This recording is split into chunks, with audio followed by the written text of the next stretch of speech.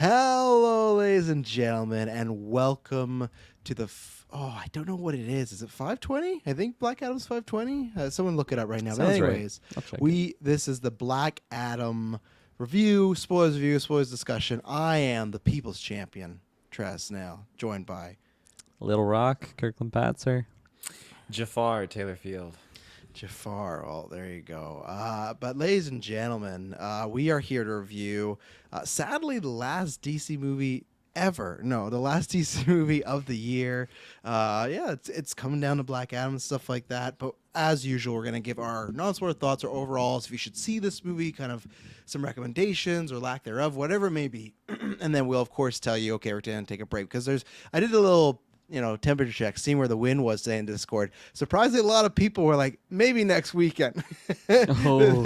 There's a lot of, so, and, shout out some people right now, though, that did see it. Some of our patrons and fans and listeners. Josh Wright just got out of the theater, saw what I need to see, so I'm satisfied. And Christopher Evans, at Evening Gents, the hierarchy might have changed. Well, we're going to talk about all that hierarchy changing. Mm-hmm. Taylor, where can they find our hierarchy? There's no change in it yet because, especially with I talked about People's Champion. I'm not even just the People's Champion. I'm the World Champion. It's just over there. Going to be the last Sports Champion come November 5th.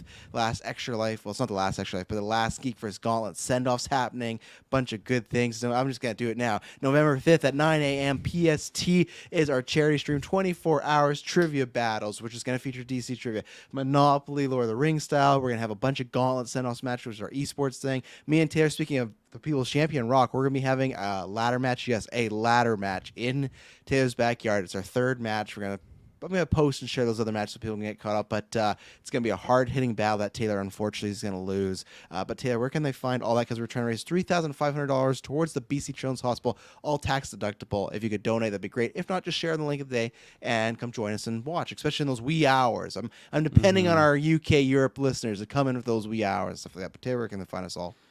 Ladies and gentlemen, you can find us with your internet connection in the search bar. GeekVerse.ca is our home base. GeekVerse is our Twitter. GeekVerse is our Facebook.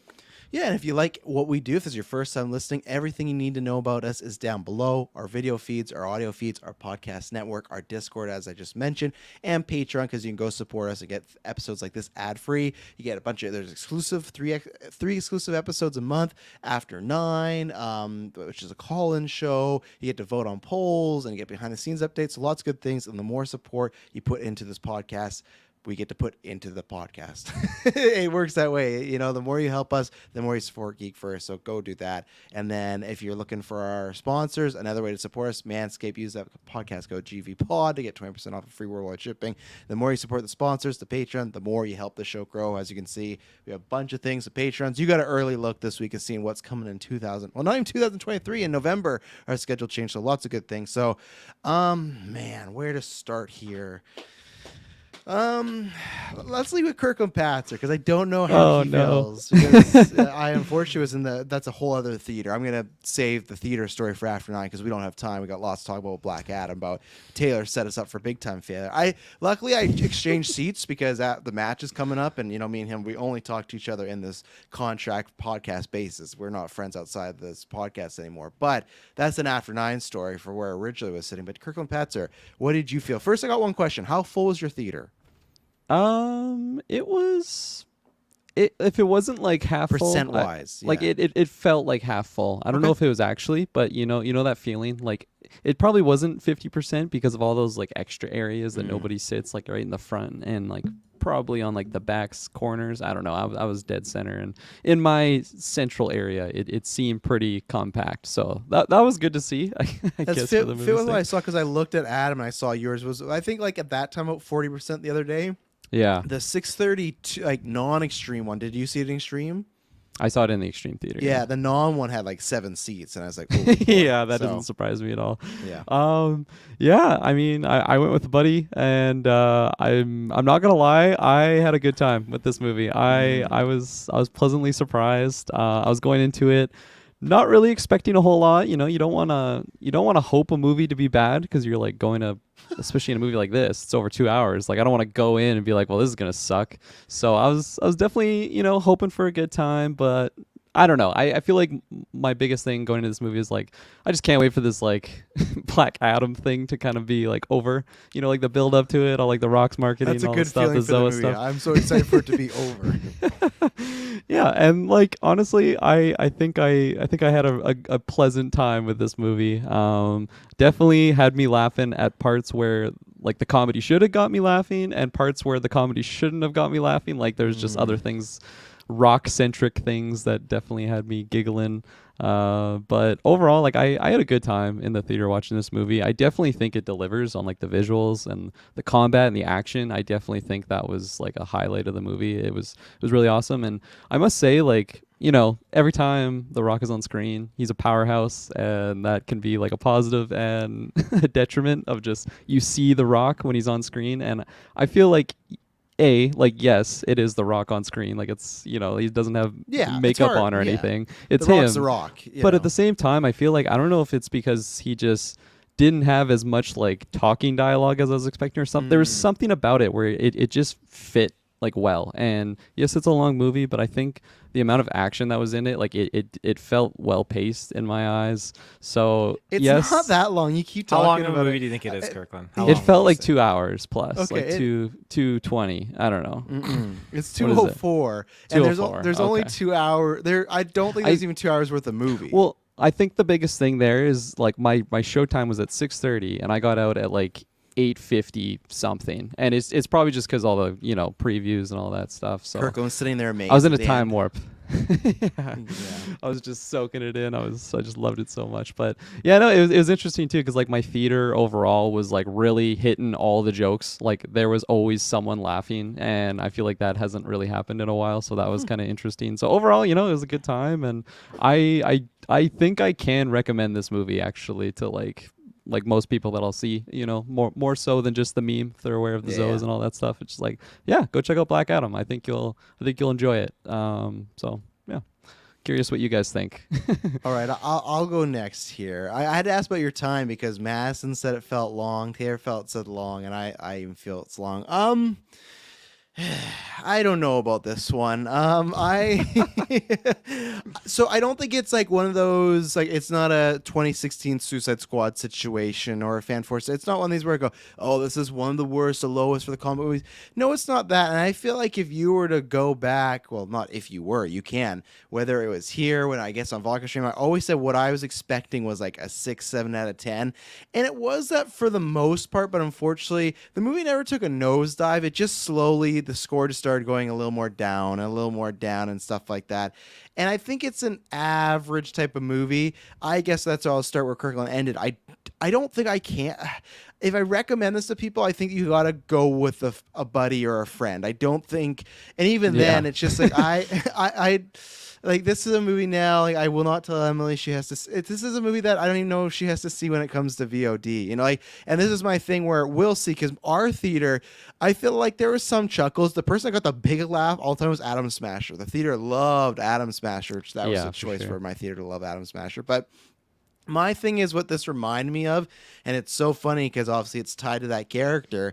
To me, this feels like the DCU or whatever, the DCU or DC Films trying to do an MCU movie. This feels very MCU type of, like, not necessarily the action, but the pacing.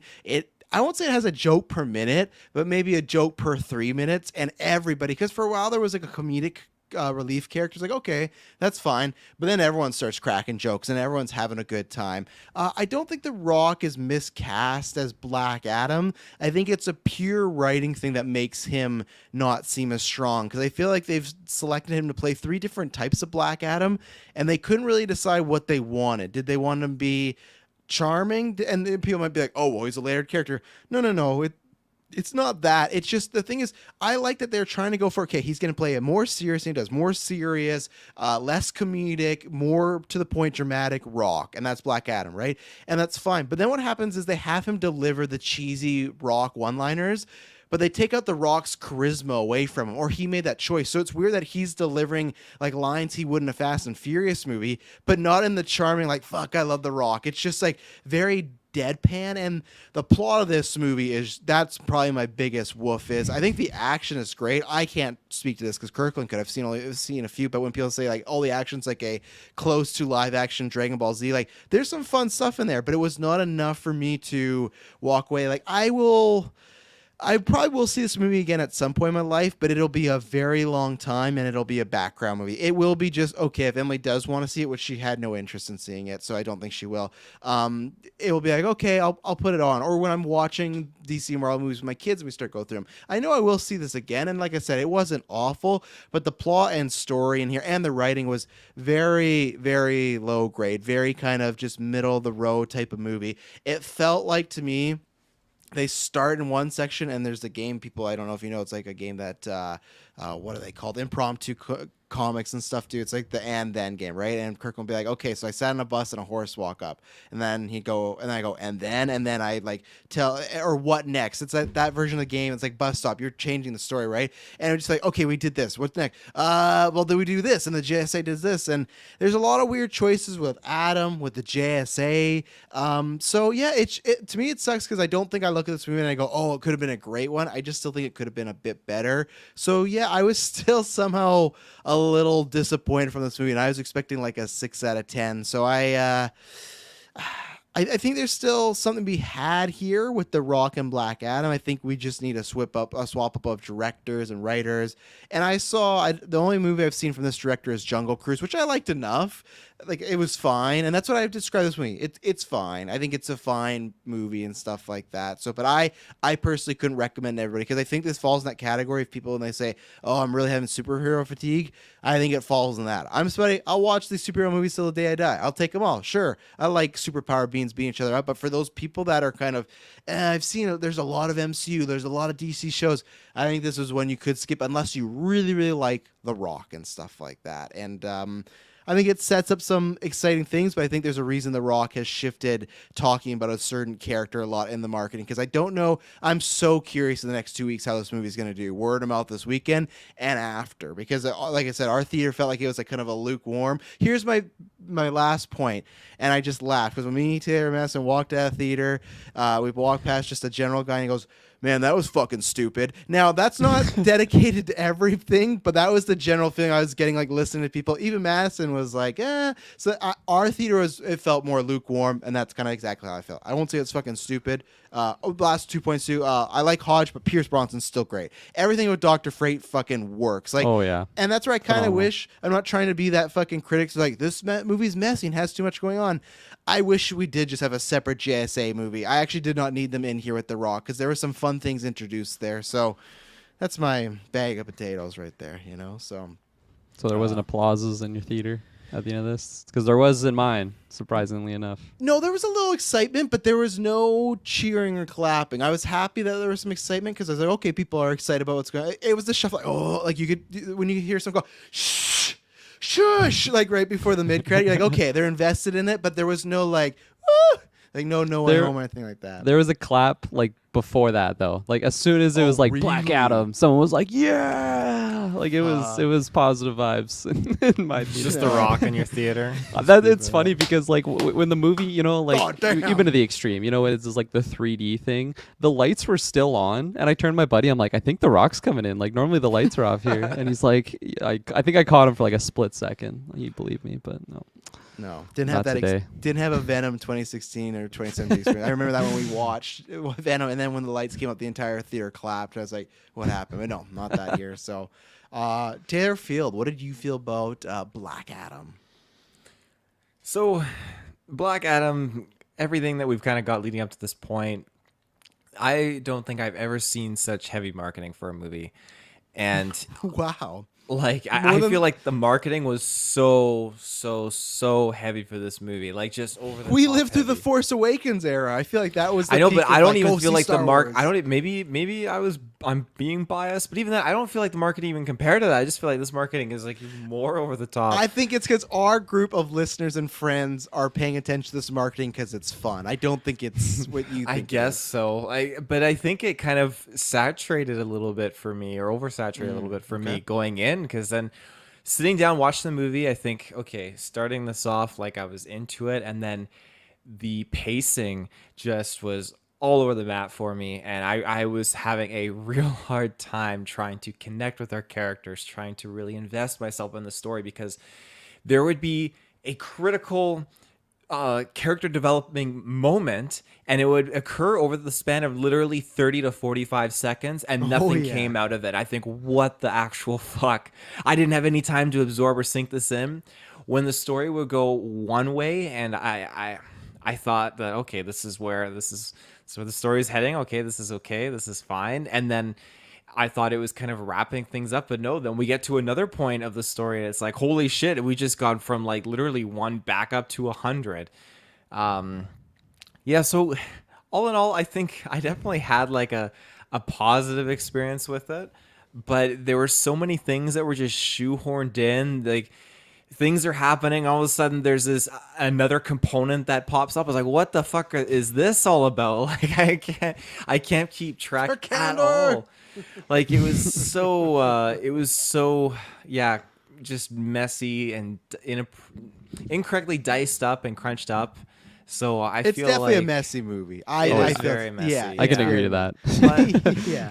but I do think that from what I'm used to seeing The Rock acting, like, I feel like there's a lot of other projects that I do really, really enjoy. And there was something going on. I think you highlighted on this like already, but there was something, going on that. What is he cooking?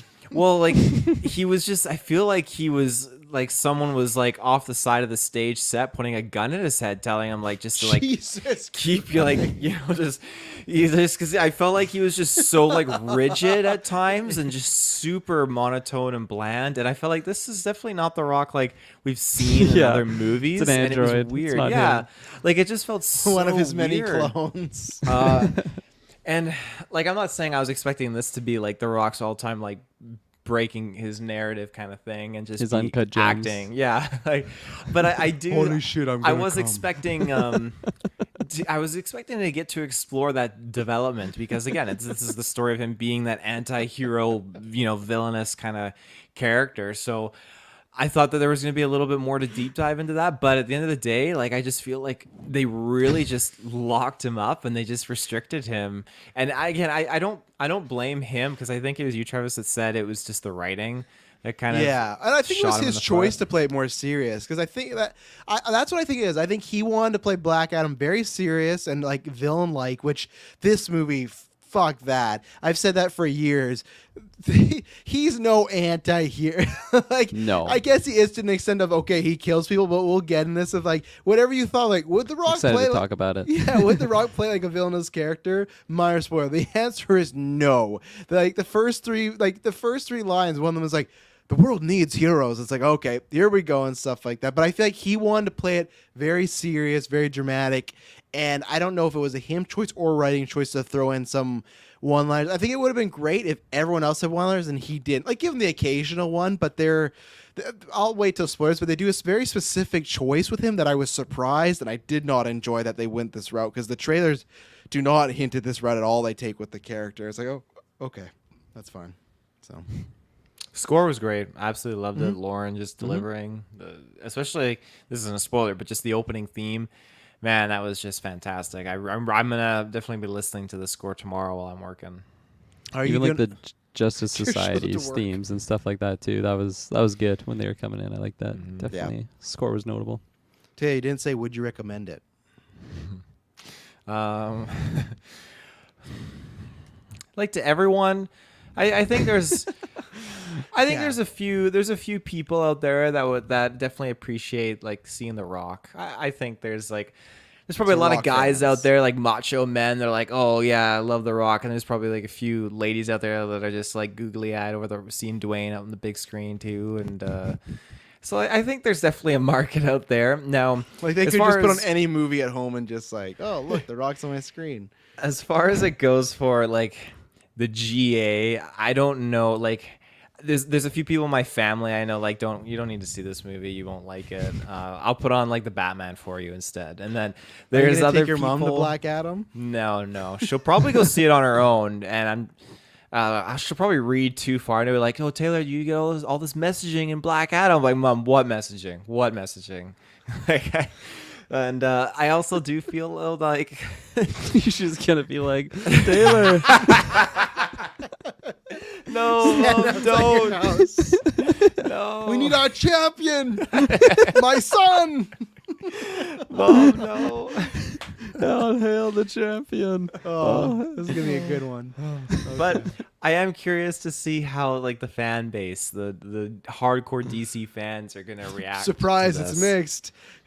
Classic DC movie. It's but yeah, I will be excited because even my timeline there was like even like people we are on Vodka Stream with where I saw people like, yeah, this was good, and then I saw like Stephen Colbert just tweet out like, oof. So I was like, okay, so even that community, and I feel like that because like I said, I'm not trying to shit on the MCU. I like the MCU. I just feel like people that like really don't like the MCU. I feel like this is an MCU adjacent type of film. I feel like it has those type of vibes, and I feel like the Rock says he doesn't want to be like the MCU, but this felt like it was kind of that formula, but just kind of not done as well, or like lower tier. Obviously not for Taylor, but it reminded me a lot of Thor: Dark World, where it's like, oh, there's cool stuff happening here, and there's a moment here, but then there's all this plot stuff that's just not good. But oh, okay, cool, Thor and Loki are back together, and that's how I feel like, oh, okay, cool, like Pierce Bronson has this cool like dialogue, and he's having these moments and stuff like that, and yeah, like anything else I have to say is spoilers. So anything else non-spoilers before we get into this?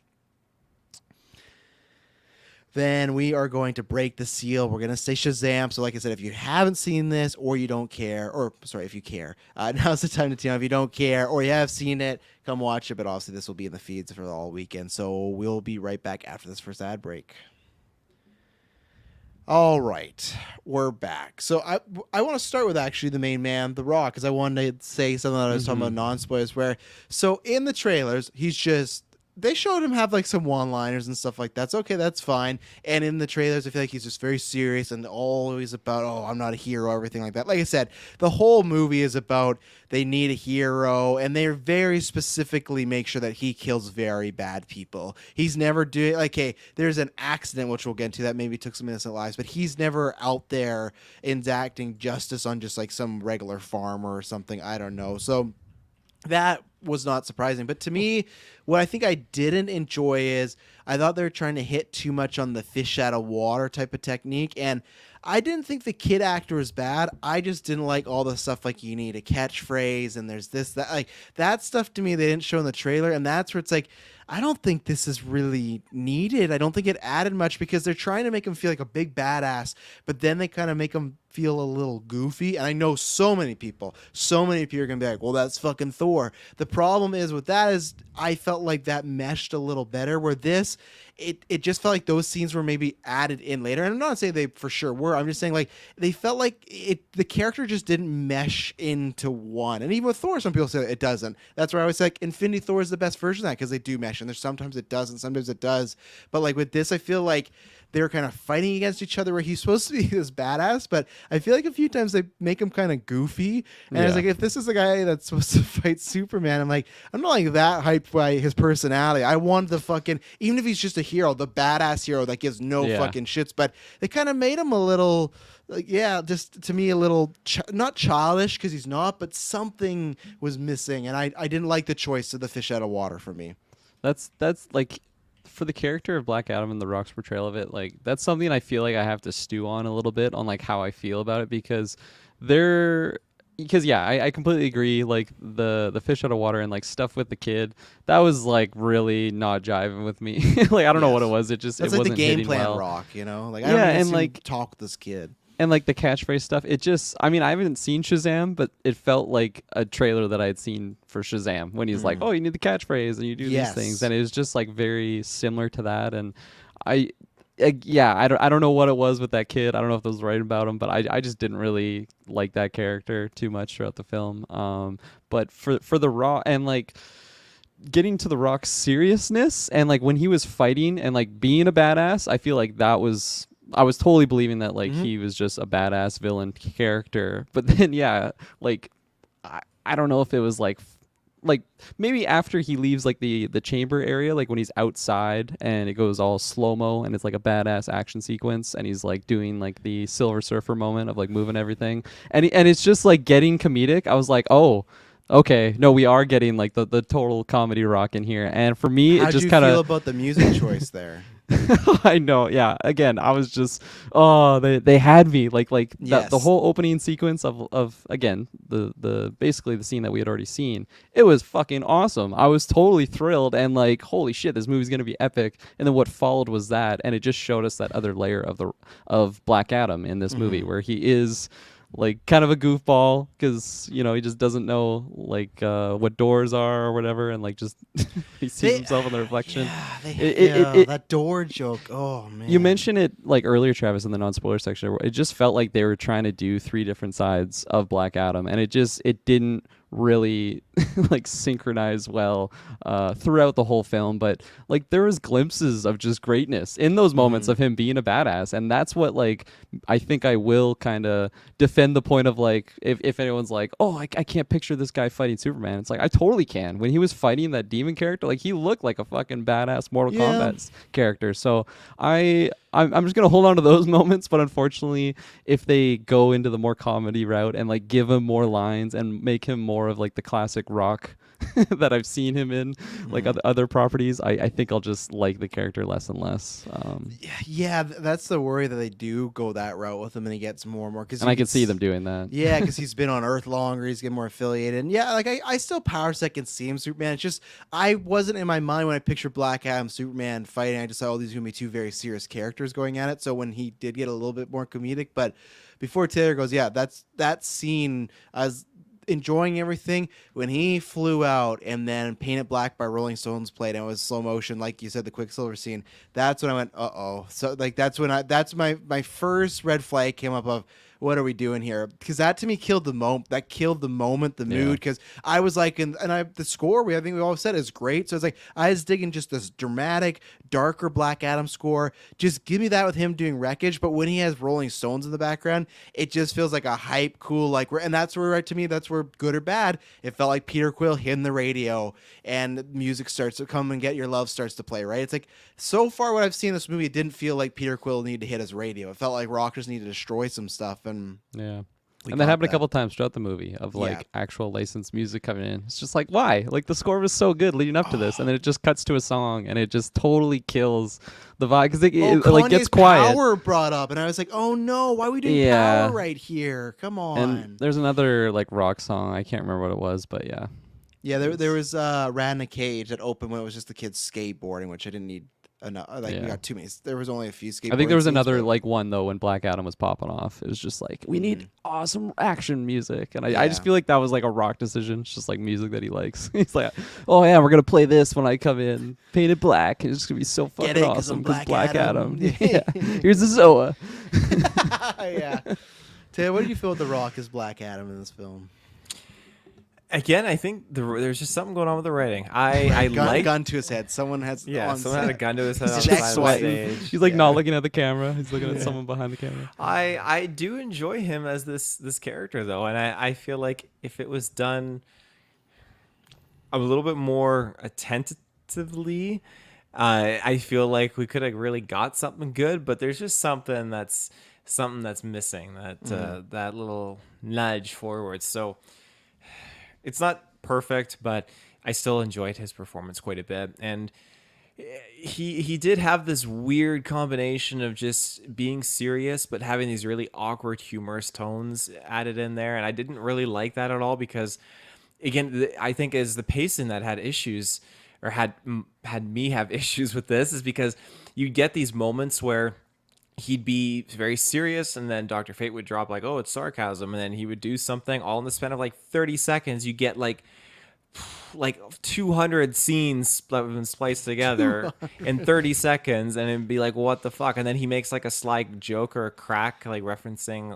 It's just. Well, the one I stressful. hated was when he had one of the guys on the bike and he threw him, and he was like, "Tell the man, Black send you." And I was like, oh. That actually got me. I actually chuckled. Oh yeah. I hated that because like it's the shot of me tell the man Black sends, and then it goes back to being serious. It was just like, oh, I don't.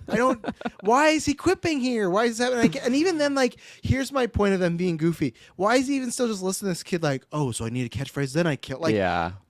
I get the whole because someone's gonna be like, well, of course it's gonna be a fish at war because it's 5,000 years. I get that, but I'm saying, why is he even like taking orders and away from this kid? Not orders, but just like, oh, so I say the catchphrase, then I kill someone. It felt like Baymax. That's what it felt like to me the whole time. And not the whole time, but in those moments when he was doing that. And I don't want The Rock or Black Adam to feel like Baymax. I want Baymax to feel like Baymax. Yeah. And that's the thing where it felt odd of like who he would listen to and who he wouldn't, stuff like that. And even then the hero thing, right away in that scene where he's killing everybody, rocks start to fall on some of our like nice people and he saves them right away. So it doesn't even like make you question like, oh, is he a risk? It's like, no, he's not. Like clear, like right away they set you up for, hey, he has some sort of conscience. You're like, okay. And like in that first saving in like that internal chamber, whatever the hell it was, I was believing that he would have just saved the female character. I completely forget her name already. I'm gonna have to pull that up. I'll pull Adriana. it up while we're talking. Okay, Adriana. There you go. Because she was the one that like basically summoned him and like awoke him, like because she was the only one that he saved up until that point. But then the Rolling Stones song comes on. We get like the wake up scene in the bedroom and just like him dealing with the kid. I was hopeful when he was like, you remember the last, or my gosh, you know what happened to the last guy that like stood in my way and wouldn't move? It's like basically killed him, and it was like all intense. But then just nothing happened, and he just like let this kid basically do whatever he wants and just command him, and it just, I don't know. It like from that moment on, it was like, oh, I'm not too scared of this character really anymore. And like that kind of changed in the combat scenes, like I said, because they were pretty fucking epic at points, and just him being supercharged, like him saying that this is like the most expensive DC movie, like it definitely shined through. So I'm glad it looked good.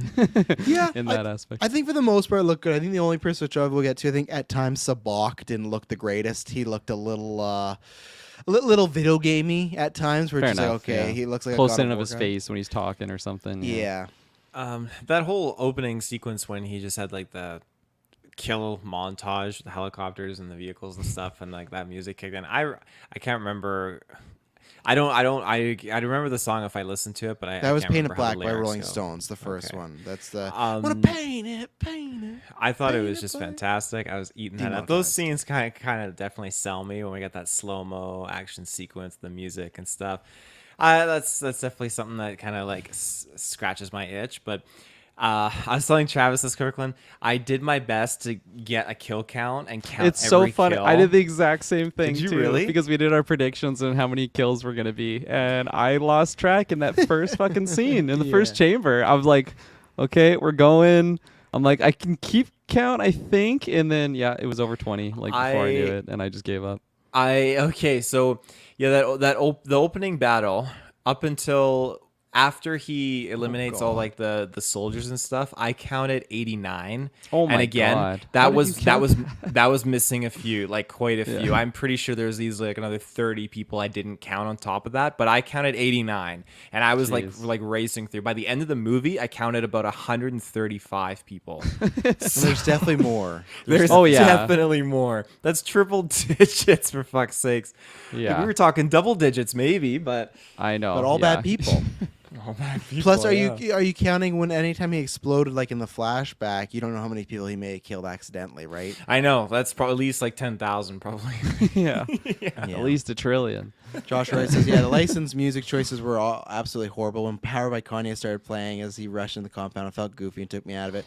I agree. And to me, what it felt like, and I don't know if it was The Rock or producers or whatnot, but it felt like Squad 2016, where you would just get a scene and they just like put a really cool song here, and then we learned later, like, oh yeah, a trailer company edited that movie and that's why it's like that. And that's what this felt like, where maybe they test screened it and audiences weren't too juiced about it, but they're like, oh, get Kanye's Power in there. People love that from the fucking Social Network preview and stuff. It's like, yeah, and it just didn't fit, and that's where it's just like I feel there's just multiple things around Black Adam that just didn't fit. Music, some comedic choices, not so much story choices with him. Well, I guess story choices for the kid, like we talked about. The rest of the stuff seems fine. As far as I like his origin with the son, I like the whole kind of standing toe to toe with the JSA, not wanting to do anything, just want to be left alone. Even though it was strange, where, and I guess we can kind of start talking about the JSA, where I liked them all. I really liked Pierce, like, and that's just because I'm biased. I thought he brought a lot of like heart and soul to Dr. Fate.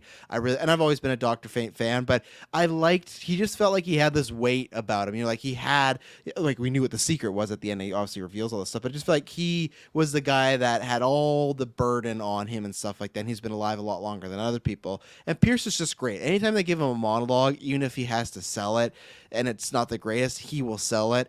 I liked Aldous Hodge a lot as Hawkman, more for the sense of he just felt cool. Like he was just a cool character. I don't think we got as much. Adam and Cyclone, I thought were just kind of there. I didn't like the whole I just thought the back and forth they had, that was the flirting but not flirting, was fine. They just said cool a lot, and I was not really there for any of that. But what I'm gonna talk about them more after in a second. But the point that I wanted to get to was, so they set up that, okay, I don't even know what the fuck they are. Amanda Waller's talking to Hawkman and says, oh, you got to call JSA. He calls Kent and, Dr. Fate, cool. And then he calls Atom Smasher and Cyclone. First day on the team. And when they're leaving country, he's like, oh, are they going to let us in? Of course, we're the Justice Society of America. It's like, are you? These people, what was the Justice Society of America before this? I thought all the previews were showing us that this was an established team that had been like, that people make the X-Men jokes, but that's what I thought it was. But no, they're just thrown together. Fine. But it was so weird when they first get to Black Adam and Hawkman, who's supposed to be the heroic guy, is like, you have to kneel or you're going to die. And it's like, poor word choice.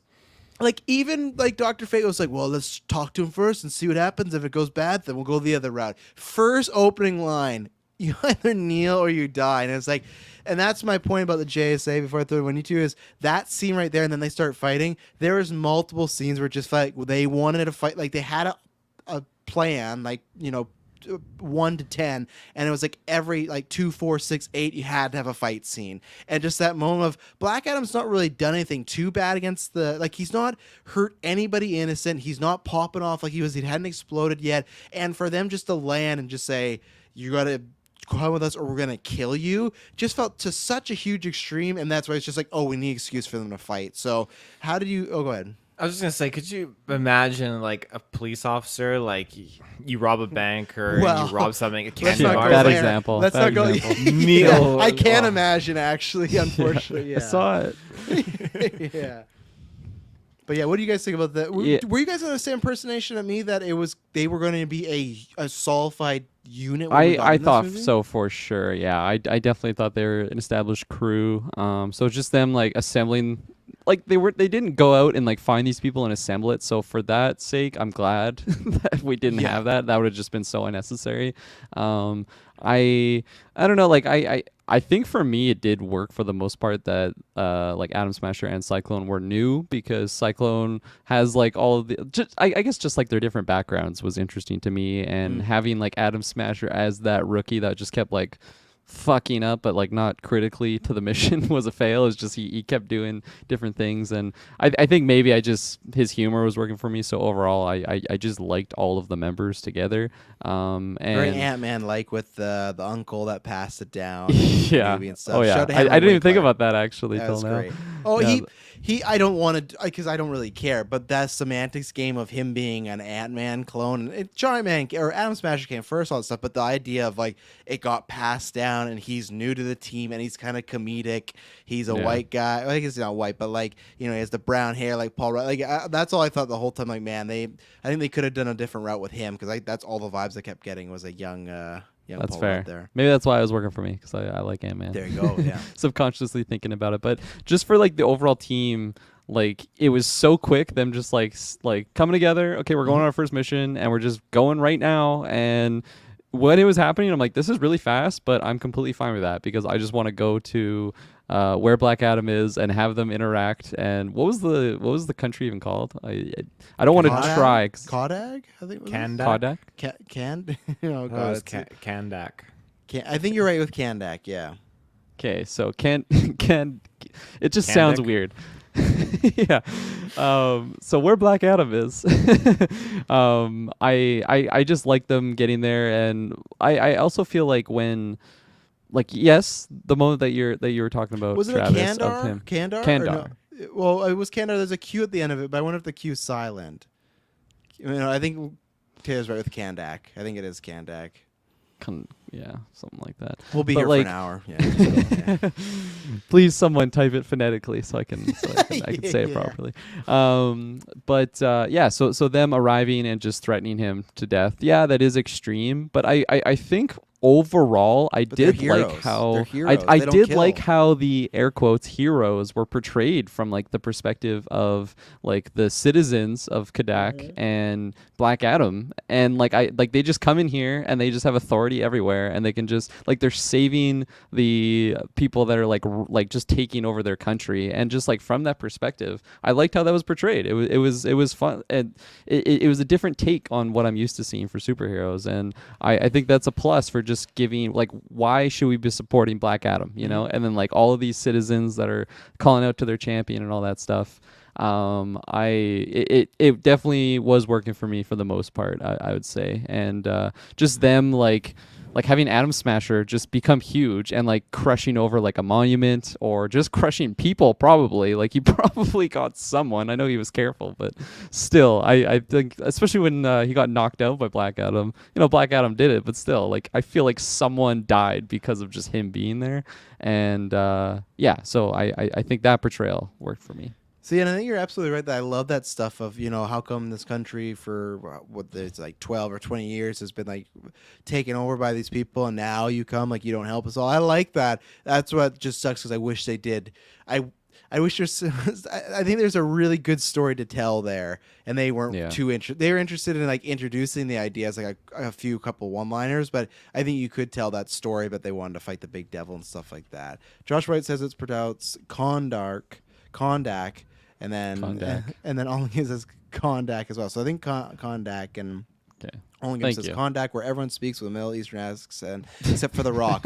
Well, they didn't speak like that in 5,000 years ago. And 5,000 years ago, clean English and stuff like that, So, he was speaking a different language at first, which kind of threw me off. I was like, that's nice. I'm glad his first word isn't just like, it's me, and it's just so clearly The Rock. The Rock. Yeah, here I am. Yeah. Tay, what do you think about introduction to the JSA? Well, I definitely thought they were cool, but like I know some of these characters came before Marvel characters, but for me, and most of the GA like is the Marvel characters like that I visually got to see first before these characters. No flack against their origins in comics or anything like that. So when I see Atom Smasher, I'm just seeing a Deadpool Ant-Man like combination, and I can't help it. And the mask especially was selling me on the Deadpool, like just the way it was animated and everything. So then when I see Dr. Fate, all I'm seeing is Doctor Strange. Like I can't stop seeing it. So it's it was a little tricky to kind of like look at them as their own characters and heroes in their own right. But and even then with Hawkman. Okay, he reminded me of Falcon for some odd reason. Like, it's very peculiar. The wings. The wings. Even like their mindsets too, because I feel like Falcon was shared like similar kind of like not cutthroat, but like mentality, but just similar like leadership kind of traits, just similar mannerism, I guess, like that, just like being in that heroic role, I guess. But it's just very peculiar how these characters were kind of reminiscent of these other superheroes from another company altogether. But again, I know that these heroes they were around longer before, so that's I think totally all these fine. ones, like I think all the ones you would list, like Hawkman definitely before Falcon, Atom Smasher I think is definitely before Ant-Man, Giant Man, because also I think he didn't get Giant Man for a while. I'd have to confirm, but I'm pretty sure Dr. Fate is before Doctor Strange and stuff like that. But you're not alone, because lots of people are gonna feel that way. It's all about who gets the screen first. This makes Namor's reception by GA very interesting. Yeah, and that's where it's different, right? Because you had Aquaman get on there, the water undersea guy, and now you got Namor, but I guess it's just like it's bad for me to say, but it's just because he's part of that Marvel machine. I'm not really worried about it. You know, like they're just such a well-oiled machine. They will make people love Namor, even if they don't want to love Namor. They will make you love. They made Captain Marvel a fucking $1 billion movie. And no one knew who she was. Right? I'm not saying the Namor movie is going to be $1 billion, but I will say that Doctor Fate though he looked phenomenal. That outfit, like I loved. Like he was definitely like his whole outfit is CGI. Pierce just wore like one of those like gray suits and stuff like that, so they didn't make any of that. I think just the helmet. But even then, there was times where like it looked like CGI, but it looked good CGI, where it felt like the suit's just like magic. And I loved everything about like I loved all the sequences. I loved when they went to go fight and he like changed it back to like Kandak as far as like in the past and everything. But just the look of him, just even the material of the suit. And I loved anytime Pierce had the helmet off with the suit. It's like, oh yeah. So everything Dr. Fate, fantastic. Even though I said this for years, and I said it, or not years, I think the past year, and I said it a couple weeks ago when Pierce was doing interviews. I'm like, I knew he was gonna bite it. I knew there was no way Pierce was sticking around doing more. And not even because I don't think he's like uptight. It's just like I felt like it was just if someone's gonna go, they're gonna pick the older gentleman character, you know. I that everyone loves.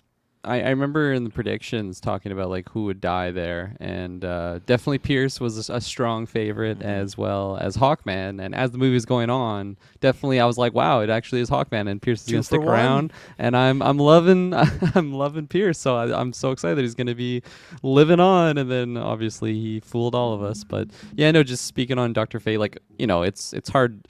If you've seen all the Marvel shows, it's hard not to see the similarities between someone like Doctor Strange and Dr. Fate. But as the movie went on, like I definitely was just seeing him like as Dr. Fate, and it's probably just because Pierce delivered it so well, and he just was such a cool looking character that I was just totally eating it up. And it is very sad that he's gone. If ever we get these crew again, is there in the comics, is Dr. Fate something that like just it's like a Green Lantern thing that someone else gets the helmet? Yeah, I know they're like hinting that in the movie. Yes, yeah, that happens. That's people take on the I helmet. want to see it again. I want to see that helmet again. And I hope what they portrayed it a little bit in this, and this is why I wish we had a JSA movie and he died like later on and stuff. But lots of times they portray it as like people, this helmet is like very much a curse and they don't want anything to do with it and can really take over their lives and stuff like that. So I was worried for a second when Hawkman picked up, because I'm like, I can't remember the rules of the helmet. Like, do you have to put it on? Is it just you touch it? So it's definitely out there in the ether, but it's a thing that with DC, it's like, oh yeah, we could see it again, but I don't know if we will see it again, with this universe. So and like the curse thing that you're talking about, like I got that from Pierce's portrayal. Like he did it so well, and just him as Kent, not with the suit. Like he's Pierce, like he's James Bond, man. Like he was just totally stylish, his hair and his goatee and everything. He just looked awesome. Man. I loved all of his outfits. That robe that he had. Travis losing it with the robe. I lost my shit when he walked it, like, because everyone's still in just like regular clothes, and he walks up in the robe, and he still had like his suit collared shirt on, and it was like, what is like this choice that he's doing here? And he rocked it, but I was like, what the fuck is going on here? So, but no, he looked great. I loved it. Yeah, no, he looked phenomenal. And then, as you mentioned, like his suit looked so sweet, and like the gold shine off of everything, like it made it look more than just gold. Like it was magical, and all of the effects looked phenomenal. And just like when there was multiple of him, I've seen Doctor Strange do that, but just his like the way his voice would get all like distorted, and it just felt like coming from like another dimension or something. All that was so awesome. So yeah, Dr. Fate was 10 out of 10 for me. I was so excited to see like obviously Pierce like portray it in this movie and just see what this character's about. And yeah, I was blown away. It was awesome. Yeah. Let's take that break, and then we'll continue talking about Black Adam. So we'll be right back. And we're back. So what do we? I guess we should talk about the people that unleashed Black Adam as well too. Or did you have some more on JSA there, Kirklin? I was gonna just maybe list off like the other JSA members that I didn't really talk about. Yeah, like Cyclone. I really liked all of her effects like around her, and like the green aesthetic. That was really cool. But other than that, it was just like just kind of faded to the back of the other roster. And then for Atom Smasher, Noah Centineo, I think is his those name. Netflix movies, whatever they are. And Shay loves those Netflix movies, so this was like the one selling point that I thought I was gonna get her to come see this movie with me. Unfortunately, she worked, so she's unfortunate for her. Though, do you think she would have enjoyed? She would have. Yeah, she would not. she's not gonna watch this movie. I don't think she's No. just like stubborn in that aspect. She's like, no, I don't like it, so I'm not gonna watch it. But I feel like if she was there, she would have liked it enough because all of the humor with that character of Adam Smasher would have totally worked for her. Like she just she really likes that character from To All the Boys I Loved Before or something, whatever the hell Yeah, that loved show was. after. Yeah. Love Yeah, While You're whatever Dead, it is. whatever. But so for him, it was definitely fun, and all the, like, not all the humor worked for me, but I think over half for sure of just like him and Hawk. Like again, he's just like the rookie that keeps like pissing off the supervisor, and that humor, like that running joke was working for me. And then Yeah, I guess that's I the like whole that. message. I liked that. You and me. Yeah, Yeah. I did like that. But I think that also comes down to just all this Hodge like delivers that really well because I think that Yeah, could be a bad I- line, but he's very. I have only seen him in a few things. It was Invisible Man, and there's something else, but he's a charismatic dude, and he's somebody that like okay, I would like to follow Hawkman in solo or like Team GSA adventures in the future. You know. It's so funny because yes, I saw him in Candyman, but then I couldn't really like Invisible I Man. couldn't Invisible Man. Invisible Man. Yeah, thank Yeah. you. Sorry, not Candyman. The other man, not Pee Pee The Poo Empty Poo Man Man? or Bye Bye Man or The Empty Man. All these other Batman? movies that we saw. But as soon as he was on screen, I'm like, where have I seen this guy from? And it totally hit me in NBA 2K19. I think he is in like the story mode. He is actually God. like a character in it, and you like Is play he? basketball with this character, and like he was my teammate for like whatever the season was that I played, and it's just so funny like thinking about that now. He's like He's this my Hawkman teammate. guy. You So teamed that's up with funny, but- Hawkman. That's pretty But cool. that character was he was awesome. He obviously like the trailer scene, the image of him was awesome, and he totally delivered all the different effects with his weapons, and he just was this super angry, again air quotes, hero. I don't really know the designation. I guess he's technically a hero, but he's not the nicest, cleanest hero that you've ever seen. But I don't know. But he I- says I that heroes like him. can't kill, even though his first fucking line to Black Adam is "Kneel or I'll kill you." It's just like, Yeah. what? And you won't be my first. I've killed so many people. Yeah, Killed so many people here since I've been here already. some mixed messages going on with the JSA, but that's okay, So that's okay. Ted, did you have anything more to add on JSA? I really do love Dr. Fate. His aesthetic was super cool. I like Pierce Brosnan's just dialogue and just engaging with the other characters is super awesome. Learning about his powers too, just how he's constantly getting visions of the future and he's just able to just pick up on all these vibes around him. I really like this character. He's just, and cinematically too, is visually very, very pleasing every time he's on screen floating Yes. around because he had, again, those Doctor Strange Mysterio vibes that I really, really was just getting behind. So really like that. But better because it's Pierce, It's Pierce, yeah. it's So great. getting a Cyclone, I like that. I feel like her hair was in a different style in every scene she was in. Maybe some repetitive hairstyles, but it was just kind of an ongoing thing that I kind of noticed. But I really liked her character. I thought it was kind of fun that they were hinting like Adam Smasher and Cyclone are kind of this love kind of thing going on. Or at least Adam he's- Smasher's trying to put on. He's the gonna be the moves. Atom Smasher, all right. So, and again, just quick dialogue about her backstory too. Just like, yeah, they was captured by a mad scientist and experimented on with nanobots. That's all I needed to know, really. I didn't need to get into it. Just like Adam Smasher, like he just inherited his this stuff from his uncle and got the suit. His handy Handy downs. handy or Hand me hammy downs. hammy downs. No, Okay. hand me. me down. Hand me. Not hand me. Fuck, I never get that right. You made me Handy say it downs. wrong the first time because I said handy It's a sexual downs. 'Cause thing. Yeah, the handy downs. Remember that's you got to do. You do a stand. What is it? What is it when you That's what The Rock does. You What gotta go do like you- this with your hands. And you gotta- handy still. Handy down. No, what is it when It's you like a fucking- wheelbarrow thing. It's like a sex. I think we Yeah, googled it, didn't we? Yeah. But what is it when a handstand? You do handstand, and someone's jerking you off while you do the handstand. You know, Oh my God. great ab core strength. So that's gonna be sounds Black horrible. Adam too. Black Adam for sure floated a lot in this movie. Like I know that I'm happy, but I did just appreciate anytime they go to him. He's just floating around him. Like when he went to go speak I to would be. Hawkman. Yeah, I would be too. He like landed to kind of show like his defense mechanism was down, like he's kind of talking. We got the Steve Rogers, Chris oh my god, I'm messing up all the people. Steve Rogers, Chris Evans treatment with The Rock, and Little Rock. Little Rock. It didn't look good when they did Evans, and it didn't look good. So here's my thing that I always said with Evans, that when it looked good is when they put baggy clothes on Evans, because you could hide it. It was just his head. It would look a little like, Anytime his shirt was off, it didn't look good. Problem with T. Adam's character, Black Adam, is he always has his shirt off. So when he is small, man, all those scenes look super jarring. Not in the sense that I'm taking Doc's point off, but like his head, like it just looked like a game when it's glitching. The way he would move in his head, it didn't look good. And I appreciate them trying just to zoom in on his face a lot, but it was not the best. I wish they just would throw a jacket on him and then make him small. You know, You have 6'5", 290 fucking pounds, whatever the hell. 290. What is like he like? 590? Whatever the fuck. Look at that arm. Whatever that's the hell he 100 is. pounds right there. Yeah, that's fair. So you got 500 pounds, 6'9", The Rock's muscular face. Like his face has so many muscles in it. So it's just when he on would this hug little people like and it's bony his big face and his huge neck, and then they zoom out, it's like his little It's shoulders. like an anaconda wrapping around you. That's his fucking neck. So you have this on like the little frail non-Shazam man, whatever the hell it is. I just call it the Little Rock.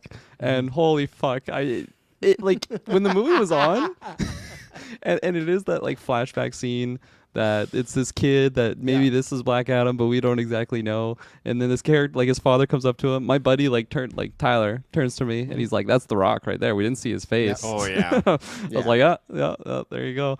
And then my response to that was, I just want to see The Rock's like CGI face on someone. Like hypothetically, yeah, that would be funny if we got that, and we fucking got that, and it looked just as bad as I would have imagined. But I'm not gonna dock at Marks for that, it's this. Then you got Central Intelligence where they put him on a very like overweight person. Like they love putting The Rock's face on things, and I was just obviously wasn't gonna happen because Hawkman's not that type of hero, even though I think it's a lie. But I was waiting for him to say Shazam, and then he's Skinny Rock, and Hawkman just to take his mouse and just fucking go over there and just beat the shit out of Little Rock. You didn't kneel, bitch. yeah. Who's the rule of conduct now? But like that's how I thought it was gonna go, because even then, like Adam says something like, "Show me what type of hero you can be," and I get it that he wants. Actually, I don't get it. I thought he was like doing a self-sacrifice, like I'm gonna say this, and you're gonna deliver a killing blow and like kill me, because I know when he says like nothing can stop him. Does that also mean in his Little Rock form? Because I took it as he could be stopped there. So I thought he was going to go Little Rock and then, hey, kill me. And Hawkman wasn't going to do it. And that was going to be another moment for Black Adam to learn, like, hey, killing isn't the right way, even though, as On the Game points, yes, in the DCU, there's tons of killing stuff like that. But in this story, at least, it's not the way. But then Black Adam just willingly chooses to what? Get comatose for... He's on, like, for an inevitable amount of time? Like, TBA? I would rather take the mouse to the head, like get that axe out. So I was very confused by all this, and man, what a moment! And this is where I knew I was enjoying the movie, because about halfway through I started not texting but looking at my phone, like how much time. So when they get there and we get what's her name from Peacemaker? I know it's James Gunn's wife. Holland, Congrats to those. Amelia Harcourt. Harcourt, yeah. Who the fuck's Amelia Holland? Her last name's Holland. Okay, that's fine. Yeah, Jennifer Holland. Kirklin just making up character's name. Amelia Holland, but Hardcore, picks her up. Does it make sense at the end of Peacemaker? Not really, because it felt like she wasn't with Waller, but cool, whatever. It's good to see her on there, Yeah. It's like, I liked her character. Connection, too, right, to Peacemaker and Squad and stuff, so that's good. That's stuff we do want to see. John Cena, The Rock, we're going to have an actual wrestle match I can't in wait, the DCU. Man. Most it has to be Little Rock, though. Movie. It has to be Peacemaker versus Little Rock. He just beats the shit out of him. And like, it's what Hawkman should have done. You just remind Little me Rock's too. just like standing there like this. But you just remind me too of the fucking scene where Little Rock does beat the shit out of bunch of this. Yeah. Oh yeah. Oh yeah. So much with this scene I want to say, but like. One thing, there was a Thor Ragnarok moment where they go in the water and it's just a CGI kind of ugly looking base. To me, it wasn't that it was bad CGI. It just was, the design was meh. And Pierce was just like, "Oh, it's beautiful, isn't it? Like, look at this." Like he's doing the Anthony Hopkins like, "Look at this," it's like, okay, the base wasn't that cool. And then so they put him on ice. This is the plan that he's gonna be there for an inevitable amount of time, I guess. TBA, just locked up in a tank, and it's cool. They got all these other people and stuff like that. But then what happens is they realize they need him. Pierce voicemails or FaceTimes like, I know you can hear me, Black Adam, and gives them this whole speech we heard from the trailer about, hey, you can be a hero. You can make that choice to destroy the world. He busts out of this tank. He is they brought him in on a gurney. He looked like, you remember, you guys have seen Seven, right? Oh yeah. You remember that guy that John Doe kept alive for like a year, and he's like, oh, like even light could kill him. That was Little Rock at one point. He was on a stretcher. They had like him with a breathing tube. Like he was not doing good, but he breaks out of this tank. Very weak, and he takes on Task Force X guards. Now, I would not say like, oh, they could take down even Cyclone or even like Harley Quinn. No. But a weakened Little Rock beats the shit. And they literally have moments, and I get what they're doing. Like a John Wick moment. Yes, essentially. I get what they're doing. It's the motivation. It's passion. Because at one point they have a baton and they hit him, and he doesn't even react. But it just was like way too much for me in that moment. And yeah, the Little Rock scene, like Josh Wright said, was weird. And I was not digging it, and that's when I could feel like, okay, my score is decreasing right here in this moment. Like this ending and some of the third act stuff was not really. Third act to me was probably the weakest of this because we knew it was going to happen, and we'll get to him. But just how the villain just gets very interjected very quickly. But my point was before, and I think Taylor had the same point, or he had the same feeling, that the reason I picked up my phone this moment because they locked him out the tank. I was like, please don't tell me this is how they're ending the movie. And I knew Sabak was coming, so I was like, this can't be it. But I was like, man, and I looked like, okay, we got 25 minutes. So I was like,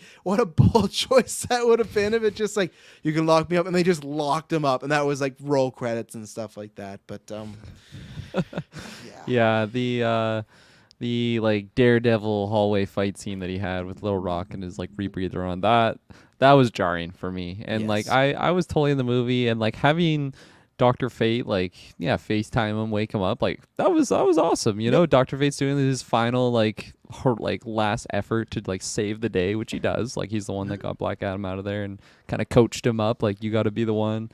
And like, fuck, just take the mask off and go Shazam and then do the fight scene. Like why does he have to be in the little he frail couldn't say version?